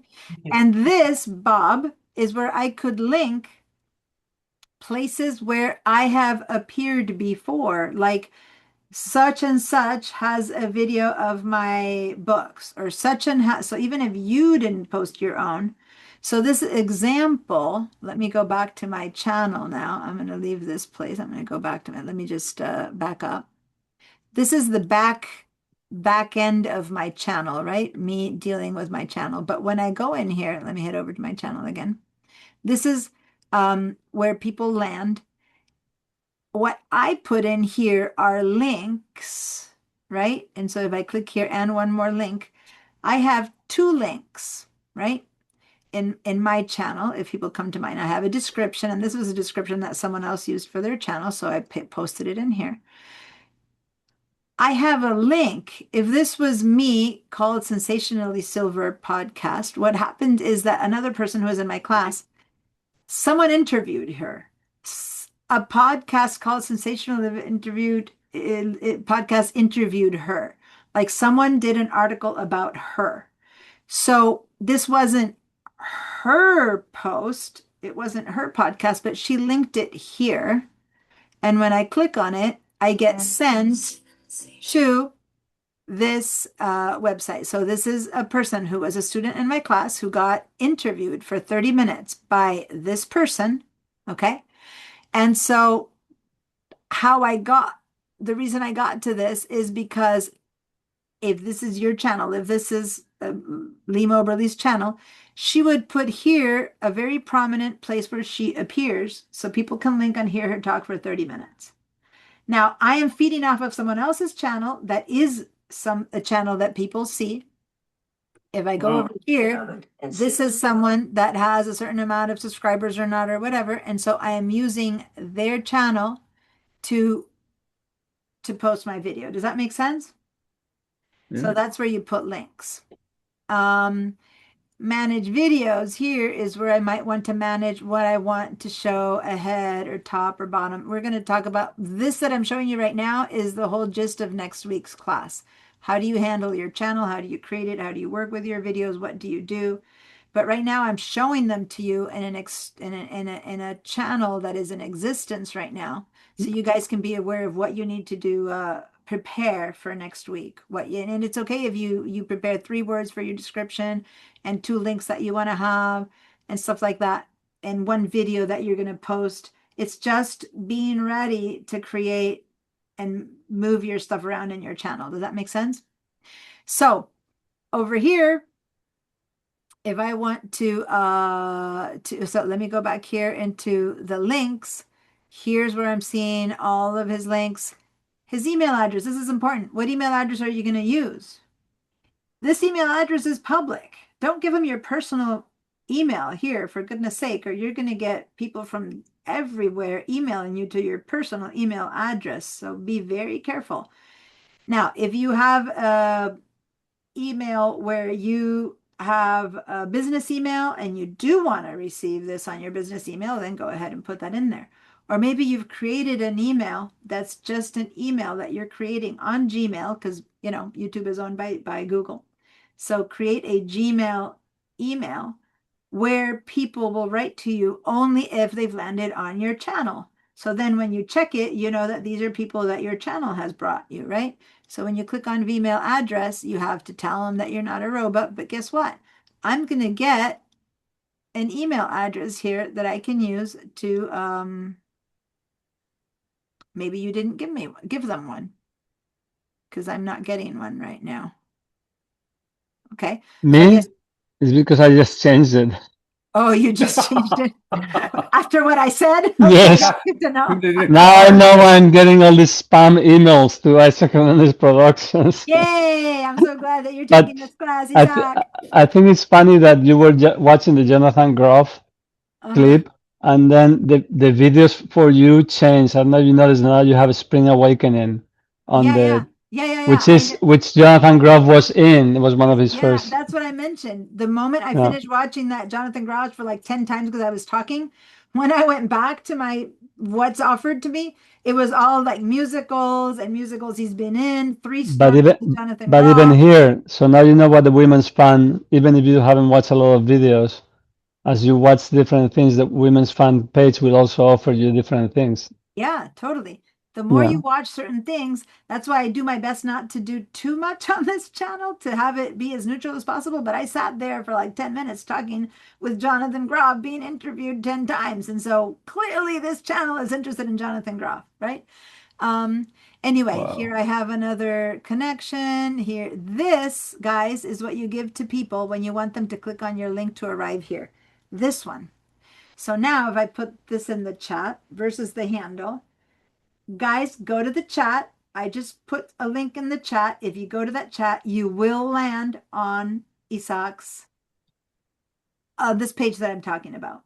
Okay, with the www.com/@IsaacArt or Isaac Art. That is a link you give to people, or on his website, if he wants people to land on here, he would give them this link. Does that make sense? Did everyone click on it? Did you land on his site now? So if I were to do that with Women's Fund, which I'm going to do right now, I'm going to click over here. I don't have a links, but I have this. If I give you this one right now.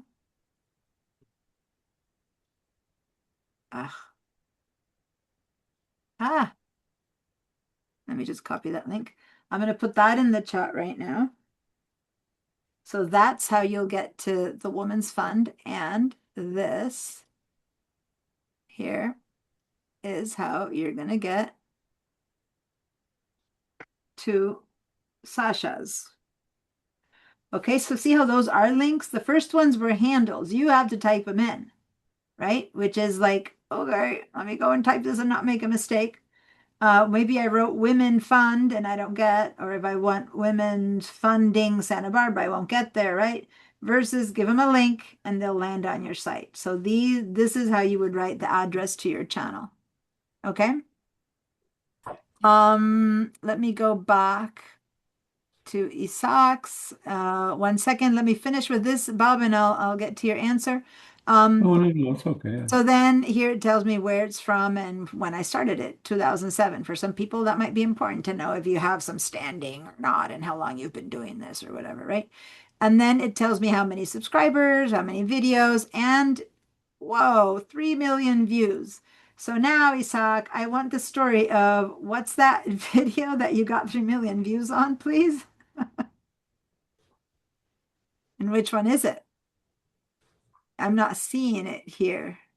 I see thousands of views. Oh, his thing is, his voice is off. off. 2.7 million, this one.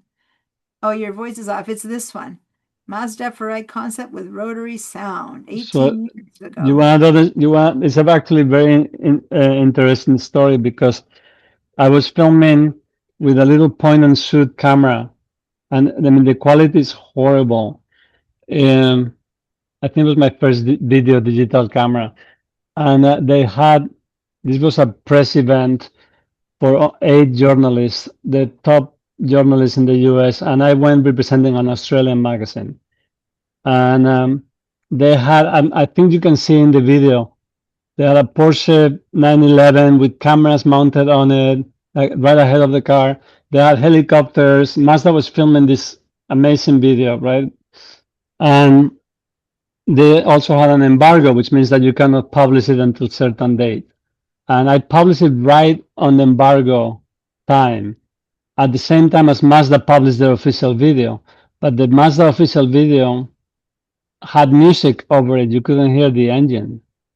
And so everybody came to see my video instead of the really overproduced Mazda video. And to the point that the Mazda people, the producers of that video, came to me and said, hey, that's not fair. You're getting all the views. You have to link our video to to your channel because you're getting all the views. Like, well, it's because there is a very peculiar sound that this car makes when it drives away. It goes, and people love listening to that. Plus, I wrote stories for magazines, and the stories that I wrote link to the video. So, but Right, mostly so it's because that's the story. But there you go. but I'm not in the video, so that's why I say I could have been somebody. I could have been a contender. There you go. Get the reference? Got it. I could have had class. 9 months ago, somebody said, 17 years ago, it's crazy. And then 5 years ago, 12 years ago, it still looks more futuristic than most cars, you know. Anyway, so. And then this car burned down a year later during a test. So there is no other videos of the car. All right. Well, that goes to show that sometimes you have no idea why something is actually, gonna function. That said, if you go to, I can't access his analytics, but if I go to, he can go to his analytics. I'm going to show you analytics next week too. he can go and look at all his analytics. And even though it's 18 years ago, if he goes to his analytics, he probably will have top most viewed car isn't a video from 18 years ago, right? Plus, what's I that? never monetized it because I set up the AdSense, but I never finished it. So now they kick me out. If you don't, just for Lucas, or that if you want to make money with YouTube, you have to keep creating subscribers every month, and you have to keep creating views.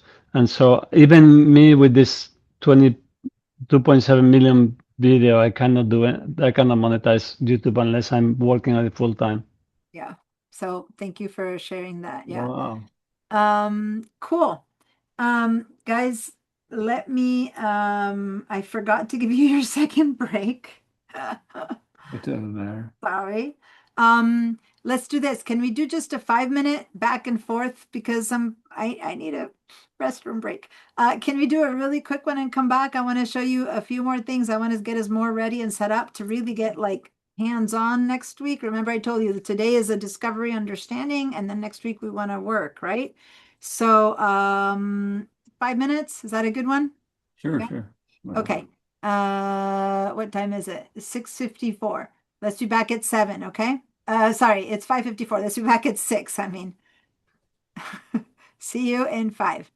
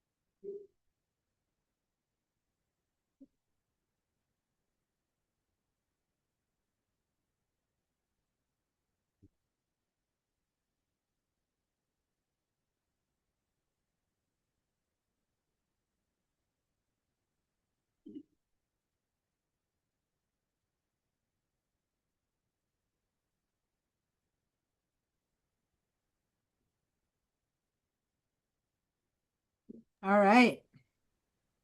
Well, that was enough for me to take a few bites of a quick snack, not only to use the restroom. So, you hear my voice, please come back. We're almost done. We only have half an hour. I want to go through some more material and be ready for the next weekend. For the week. weekend. For the weekend, yeah.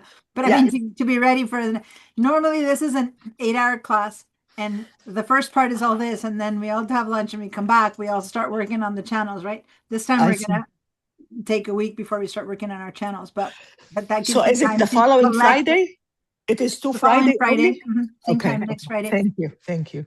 It gives you time to collect stuff, information, videos, even if you have to go out with your phone and take two videos where your camera is sideways and two where it's up if all you have is a phone, and two where it's vertical.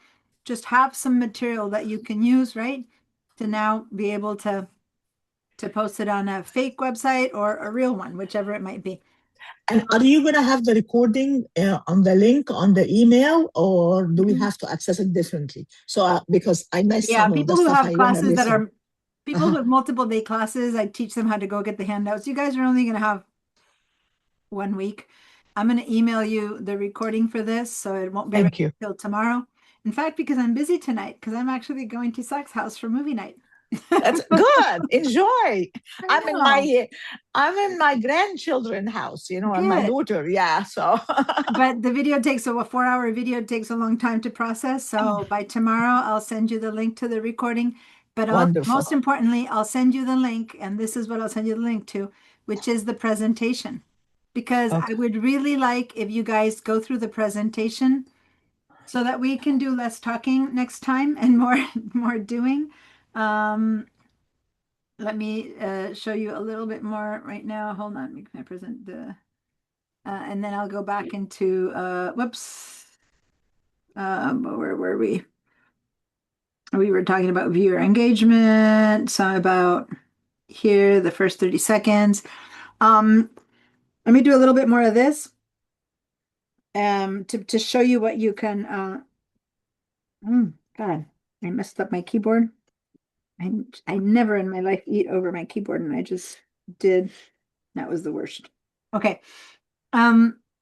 So the first 30 seconds are what we had talked about in a longer video, of course, because but in a longer video, even if it's a 5-minute video or a 25-minute video, it's still the first 30 seconds. Just like if you guys are doing websites or blogs or something like that, it's that first sentence, not even the first paragraph, right? It's just like capture the imagination. If that gives you an idea of what it is that you're going to be seeing, you'll sit through the next 20 minutes as long as then it delivers. But even if you have an amazing minute 5 to 20, if the first 5 are boring, forget it, right? So, but most importantly, this is where I shifted to show you the website, is when I get to these words, the title. What title? I was just showing you the title of your channel, the name of your channel, the name of your handle. But in this case, it's the title of your video and the thumbnail of what that video is showing really matters. And then once they get clicked on, how the storytelling goes and whatever, it really matters. But that title really matters. The thumbnail really matters. It's not just a thing that we're saying. There's few things that YouTube can use to find out how interested you are in what they've shown you, other than whether you clicked on it. The only reason you click on it is for that first impression, what you see on the image and what you read. You know nothing about it yet. If you click on it, then it matters how much time you stay on it. But the first thing is clicking on it, and that's the click-through rate. And you click on it based on what you see in the thumbnail and the title. That's the only reason you would click on it, right? That's an impression. As far as an impression is clicking on it, that means that you're interested. Another impression would be that you like it, that you share it, all the other things that I showed you. But the initial impression is clicking on it, right? So after clicking on it, what matters is retention, how long you keep it. So those are the two things that really make a difference into whether people, whether here's what matters. It's whether YouTube then decides that your video is interesting and well made and engaging is not based on whether your video is engaging or not. It's based on whether people stay on it, right? And if you send the wrong people to your site, people who are interested in Isaac's car video, go in to see the grant giving of the Women's Fund, you might happen to be a viewer who wants to see that. But for the most part, it's not whether the grant funding video is interesting or not. It's whether the wrong person landed. So that's why you don't want the wrong people being sent to you. Because if they wrong people get sent to you, then they leave quickly. And it's not because your video was bad. It's because they got sent to the wrong place. Does that make sense? Why you wouldn't want to cross-link with things that don't matter, which might seem kind of silly, but let me explain this example. Here, I'm looking at you guys over there. My camera's over here. Let me explain this example. When you post a video, when you post a movie, when you post, when you put an article up on the internet, whatever you do, the last thing you want to do, if you want your video to fail, the first thing you should do, or if you want it not to fail, the last thing you should do is you should not tell your friends to go see it. Family and friends. Now that sounds kind of ridiculous, right? You post something and you have your family and friends see it. You go, okay, why would I not share it with them? Well, just because they love you doesn't mean they share your same interests. Now, friends who share the same interests, yes. But if not, especially family, you say, go to my channel, click, go to my channel and watch it. What happens is that friends, I'm not interested in cars. He gave me the link. I'll go click on it. I'm going to go like it, but then I'm going to move off because I don't want to see this 10-minute video about cars, right? So that's a bad impression. Impression for YouTube. You've arrived and left. You haven't sat through the 20-minute video. That's a bad impression. YouTube thinks you have a bad channel. So when you first post a video, the last thing you should do is send it to people who might not want to watch it from end to end. In fact, the moment you post a video, you need to go and see it yourself, maybe on your phone or another account, and watch it from end to end, and maybe comment on it once, right? Or give yourself a like. But most importantly, watch it from end to end. And only share it with people who are going to watch it from end to end, at least at the very beginning, because that is very important for YouTube to know, ooh, this person just posted a video that is actually being found to be very interesting by the people who are seeing it. 5 people have seen it. They've all seen the whole thing. Well, maybe I'll show it to these 10 other people. Ooh, they send it to people who are interested in cars because they know who's interested in cars based on what they've been viewing, as we saw. Now I am interested in Jonathan Groff, right? So they send it to people who are interested in cars. And those 10 are probably going to see it. Maybe it's people who have looked at Mazda videos before. So then they know that this might be an interesting video. YouTube knows that because they know what those people have watched. So they're not sending it to family and friends. YouTube is sending it to the right people, who then, if it's a good video, send it to the right people as well. And that's how you get a video going. Does that make sense, you guys? Not well-meaning mothers and sisters and daughters who are just going to go and not really do anything. So that's just a word of caution. I saw some hands up and then they all went down. So I don't know if when I finished talking, everyone got their answers answered. Well, no, shouldn't Isaac, shouldn't his YouTube channel just be more specific, to not mix it up with other things? Shouldn't he have 2 or 3 YouTube channels so that his specific interests are focused on that particular? I mean, I have a website and I have it broken down into different categories so people go to the part they want to go to. But this YouTube thing seems like it's Okay. So let me answer. I got your point, and I have two answers for that. Yes and no. What do I mean? You are completely right if Isaac's channel is meant to be a channel where he posts things that he wants people to see, and then he wants more hits from those same people, either because he wants them to hire him for services or he wants them to know of his work, et cetera, et cetera. So yes, if this is a thing that's going to get him, his job is what his goal is to be hired for another job. That's one kind of channel versus his job is to amplify the word of his clients, which is مفيش what he said. Mary, الدق. Mary, you're talking in the background. He said that at the very beginning in the chat when you asked what he wanted. He said he just wants, I think he said, to have another place for his clients to be viewed or something like that. I'm trying to go back to it because you said it a while ago. To help, what did you say? But say it again. To promote the jobs that he does. I The- I don't So I don't I don't really know what I want. That's why I'm in this class. No, yeah, but you're right. No, Bob, you're right because the problem with this channel is that it has a lot of subscribers probably because of that Mazda video. But I don't do cars anymore. That was probably the last. I used to be a car journalist, and that was the last car thing I ever did. So do I go back and do cars because no, because I'm not passionate about it. So yeah, do I? So I don't. Yes, you are right. I don't know. I don't even know what to name it. But yeah, yeah. it's a dilemma. That's the goal of the first part of the class. Really check out what you're up to and what material is going to be in there. Because having a potpourri of stuff, as Bob mentioned, is not a good way to bring people to your site. Because if I came here because of his video of United Boys and Girls Club, right?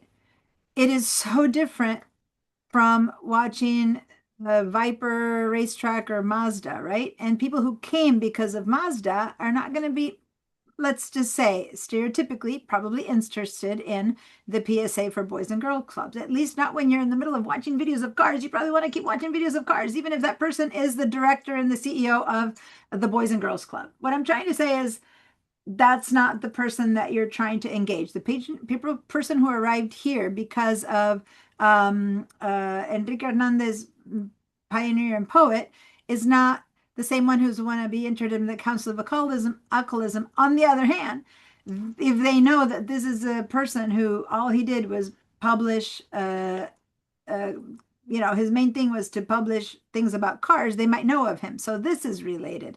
But these are all things that might be more related than those. Does that make sense? So yeah. if you're going to make this channel be useful to you, back to how I started this whole thing that seemed like pie in the sky, what's your goal? Do you want people to hire you to do more videos for them? Do you want the people to just, watch your videos and spread the word because you're a movie maker? Do you want people to now let's switch to, for example, the Women's Fund. Do you want people to donate? Do you want people to apply for a grant? Do you want people to come and see your courses? Like, what's the goal of your channel? And yes, do you have different channels? Maybe someone like Isaac has different channels for his different interests, but I don't know that the Women's Fund would have different channels, but maybe they would have different playlists, right? Where they might have a playlist of all of the charitable things they do or events like galas or things like that, like this photo is showing up there. Maybe it's just a place where they don't really want people coming to this website. All they want to do is post their videos that then their website shows, in which case they can remain unlisted.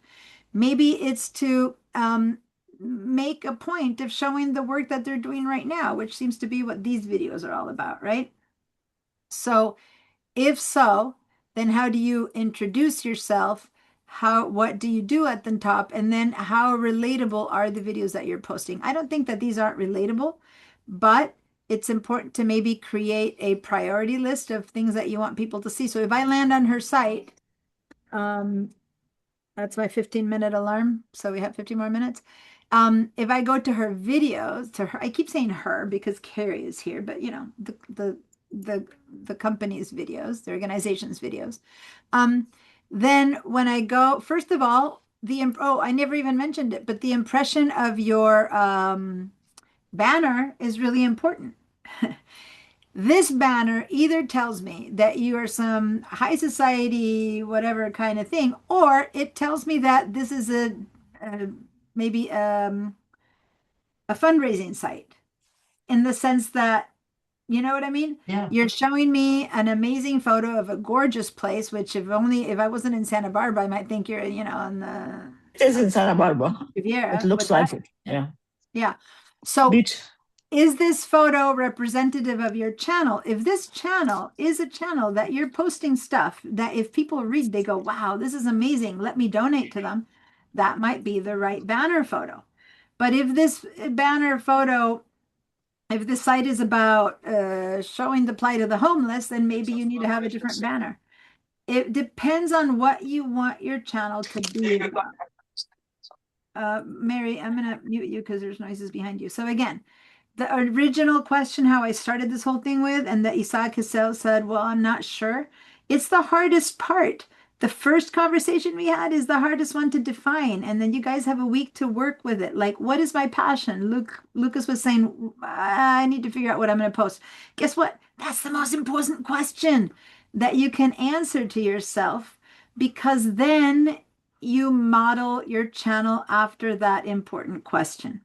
When you have a big organization with many different goals, yes, you need to raise money, but you also want to show the work that you do, and you also want to prioritize the work that the people who receive your grants are doing. Then it's more like you don't want 3 separate channels necessarily, because that might be, a bit too much. But you want to maybe create playlist of our grantees and the work that their grantees are doing, or you know what I'm trying to say? Or so here you have in a playlist the Women's Fund episodes. So I guess there's many here episodes, and I'm going to click and see the playlist, and it turns out there's one video. Okay, so there's only one video here, so it wasn't really a playlist with many videos. Then the history, and there's 2 videos under the history. So there we go. Now there's GIA, which, by the way, it's one of those internal things that I have no idea what the GIA is unless I'm an insider. So maybe you want to explain what the GIA is. But that said, there's 2022 GIA, and then 2021 GIA, and 2020 GIA, and each one is a different playlist. Maybe you should have one playlist for GIA, whatever it might be. I'm assuming it's got to do with grants. Mm-hmm. Yeah. So maybe I'm wrong, because this is the grants offered in 2022. So maybe, yeah, they should be together versus the second. Okay, so now that I know what it is more, maybe it's sense, but maybe you want to explain what the grant is. So again, Hoka entered. Someone's arriving. What? Someone just joined us. Oh, it's Sasha again, right? With a different name? Yes, this is not good. Okay. It was a name that I couldn't recognize, and I let you in. She just dropped out and dropped in again. Anyways, who is this person? That's all. It's Sasha. Okay. So you want to be clear, because this isn't for insiders. This is for people who land on your page, what things are, and maybe a description of what it might be. So if I read Women's Fund of Santa Barbara ADTV episode, I'm very clear what I'm watching, right? If I'm looking at 2022 GIA, if I'm an insider, I know what I'm watching. But if I'm not, then I don't know what I'm watching. Got it? Yep. So that's the kind of thing you guys need to look at your sites, the ones who have them already, and begin to see where you can make things better. If I'm going to search for something, it's going to search titles and descriptions. So if I go to this video, let me stop it, and I go here to the description of this video, that's really important too. That the description of this video is what YouTube is going to use to send people to it. It's going to use the description of your channel to send people to you who generally like cars or generally like supporting women's ventures or generally like learning ESL through music, which is, by the way, Sasha's site, right? So if that's the description of my channel, then you got to write that's the goal of your channel. Then when you come to each video, the name and thumbnail of that video really matters, and the description of that video really matters. Okay? Because this description is what YouTube is going to use to send people to your video. So if someone says, let me go to search YouTube for information about homeless projects. Well, maybe this video talks about homeless projects, I'm guessing. I don't know. This is obviously not that. But there's nothing here in this description that tells me it's about homeless projects, right? So then I have to change my description because I won't be found. But if this is not about homeless projects, then explain here what is being shown. And this is telling me the nonprofit spotlight show featuring Women's Fund of Santa Barbara. Great. And then it tells you what the mission of Santa Barbara is, which, by the way, they filmed me yesterday. They're doing a commercial for City College and for non-credit. And I was in class in my computer class and teaching my computer class, and they came and filmed me. And then I was attending as a student an abstract art painting class, and they filmed me as a student. So funny because I was there in both capacities over the last 2 days. But anyway, this thing here is the mission of TV Santa Barbara. It's not a description of the Women's Fund. Right. Interesting, you guys, which is great. The TV Santa Barbara is the one who made the video, but nothing here tells me what I'm going to see in here. So, do I need to work on the descriptions of each one of my existing videos that I want to promote? Now, this is a video from 2018, so maybe who cares? Or yes, maybe cares, because even though you posted in 2018, if that still is a video that really shows what you're up to, then you got to update that description, make it more findable because of what you write about it. Does that make sense? Anna, on that question, because of all those videos that were put there back in 2018 and 2019, so now, and this may be for next class, but how do I move them to playlists? Because when I've been posting recently, I've only been posting in the last few years. I've just been posting videos. I haven't really thought about playlists. So when you post a video, so I'm going to go to my channel for a second and I'm going to show you that. But when you post a video, and here, this is one that I have posted from 11 years ago. But when I click on it, can I just edit? When I go to this video to post it, right? I can check analytics on it. I can see stuff on it, but hold on, in my own channel, right? In my own channel, I can go to my YouTube studio. So now I can only do this for myself. And then I can go to my content. These are my videos. In this channel, I only have one video. I can edit that, even though I posted it 11 years ago. And I go and select what playlist I want it to be on. Okay. But first, you need to create your playlists. So are your playlists that are valid and available and worthwhile? So this is stuff that we'll be seeing next week. Yep. Okay. So we'll be going into the details. But so today, for all of you guys, it's not about the how-to. It's about for those of you who have, okay. That's 5 minutes to the end of class. If I don't have alarms, guys, I keep talking, so I need to let myself know. So your job is, for people who have channels, your job is to analyze every bit of them and see. You're not going to be able to do every single, you have how many? 68 videos. I'm not expecting all 68 videos to be worked on by next week. But if you analyze, say, 5 of them, and we work on 5, then you're off and running to do your other 68 on your own, if you want to keep them and still have them be viable videos. And what you do want to work on is what playlists might make sense. I don't know, Isaac, do you have some playlists on yours? We do. Yeah, okay. Isaac. So he has weddings, nonprofit, arts and culture, auto channel, science and environment. So he has really clear, defined playlists. But if I just land on his, oh, films by Isaac, you just changed it. You just changed your name, which is fine, by the way. You can change it twice in 14 days or something like that. I didn't do that. Yes, you What? did.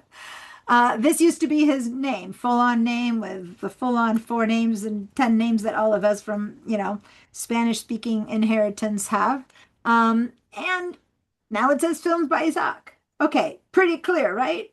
So if I go watch one of his videos, whichever video, I'm going to go to, say, this video.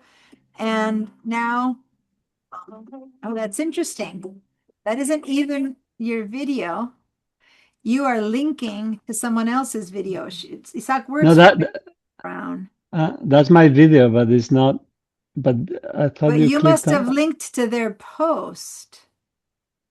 But you clicked on a different. You clicked on the one about my father. No, I I clicked know. on I see. Yeah. I clicked on this Okay. one, but this must Huh. not be your Okay. video because guys, in playlists you can put videos of from linked from other places. So you basically, instead of uploading your own video, what you did is you linked your video that Merrill Brown posted. So Merrill Yeah. Brown posted his video. This is a video that Isaac made, okay, of a wedding. But the people who ran the whole event is Merrill Brown, and they posted the video. And what Isaac did is he linked it in his playlist, because in your playlist you can have your own videos and your videos posted by other people. So if I just go to the wedding, not to this one, but to the weddings playlist. Oh, sorry. To the view. So Yeah. It's on. stop It's it. on the right. Let me stop it. Uh, So if I go to the weddings playlist of films by Isaac, turns out they're all posted by Merrill Brown. You didn't post any of them. Does that make sense? So when I click on them, when I click to see it, it shows up as a Merrill Brown video, even though the first thing they wrote is video by Isaac Hernandez. But guess what? There's no link here to your site. If I land on this Jesus wedding, railroaded you. if I land on this wedding because it's the Santa Barbara wedding and somehow I came to this wedding by chance, I'll go, "Ooh, I love how it's been filmed. Let me see. How can I get in touch with that videographer?" It says videos by Isaac Hernandez, and I might go to Beryl Brown and email them and say, "Hey, can you connect me with Isaac Hernandez?" But there's no way here to get to your channel and your site. You, in fact, are giving them business because they're going, "Ooh, look at how well organized this site, this wedding was." And you're sending them Merrill Brown. But unless Merrill Brown then sends them back to you, there's no way for people who like that wedding to see your stuff. Does that make sense, you guys? So Yeah. again, start exploring what it is that you post. And if you own that video because you made it, maybe you post yours directly. Well, you also, it's good to be known as someone who does videos for Merrill Brown, a very high level event running company. And it's good for people to know that you are their website maker. But maybe you ask Merrill Brown to give you a link there, not just a name, but a link to your channel or to your website. Does that make sense? Because otherwise you've broken the thing in here. If I go, "Ooh, I love that wedding, let me go see it," where I'm going to go next is I'm going to go, "Let me see more events." And I go to Merrill Brown and I get to all of Merrill Brown's events, which some of them you might have photographed, but some of them not. And as we already saw, they didn't link back to you.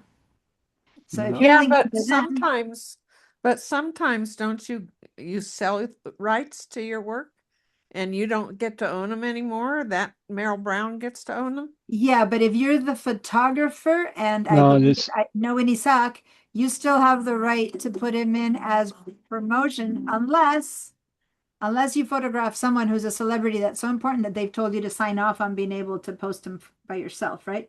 But other than that, to promote himself, he should be able to on his website put the video. But that's up to the contract that he signed with those clients. So I don't know. Right. but you should be able to put it in there. Okay, it's 6:30. Let me just tell you guys, I'm going to email you this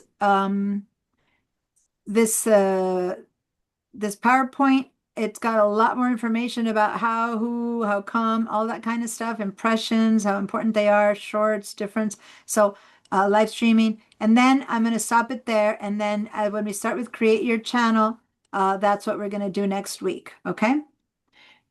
So do the best you can to those of you who have sites to explore all the stuff we've been talking about. And those of you who don't have a site, figure out what you would like to do. Again, you can never publish this. It can be just for yourself because you're playing around trying to decide what you want, but experience it by doing it with us as we do it so that you'll see what it takes to do it. Okay? So write down descriptions, write down names that you might want for your site, write down names that you want, variety of names that you want for your handle, because many of them will be taken. Write down descriptions and write down a bunch of descriptions, and then we're going to run them through a couple of different apps to see if I can get a better description made for me or not. Write down links and have links available that you might want to link. Okay, make sure what email address you're going to post. Just all the bits and pieces that I've been describing. And even if you only have 2 of them, it doesn't matter. But as much as you can get, those of you who don't have a channel, as much as you can connect to these items that you need. Once you put them all together, that'll be the beginning of your channel.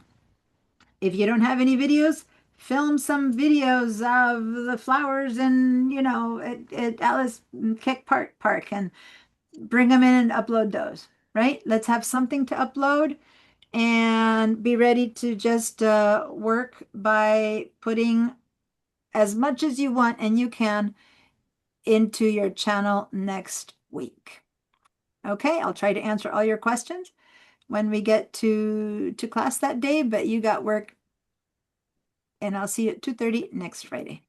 Okay, thank you, Carrie. That was so nice of you to say that. Oh, Isaac, you're a genius, really. Okay.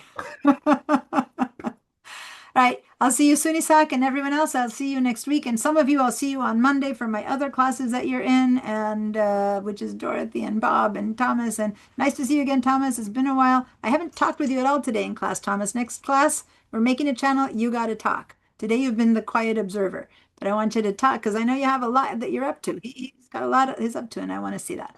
I'd love to see some of your photos, Bob and Thomas, posted on your channels, okay? All right.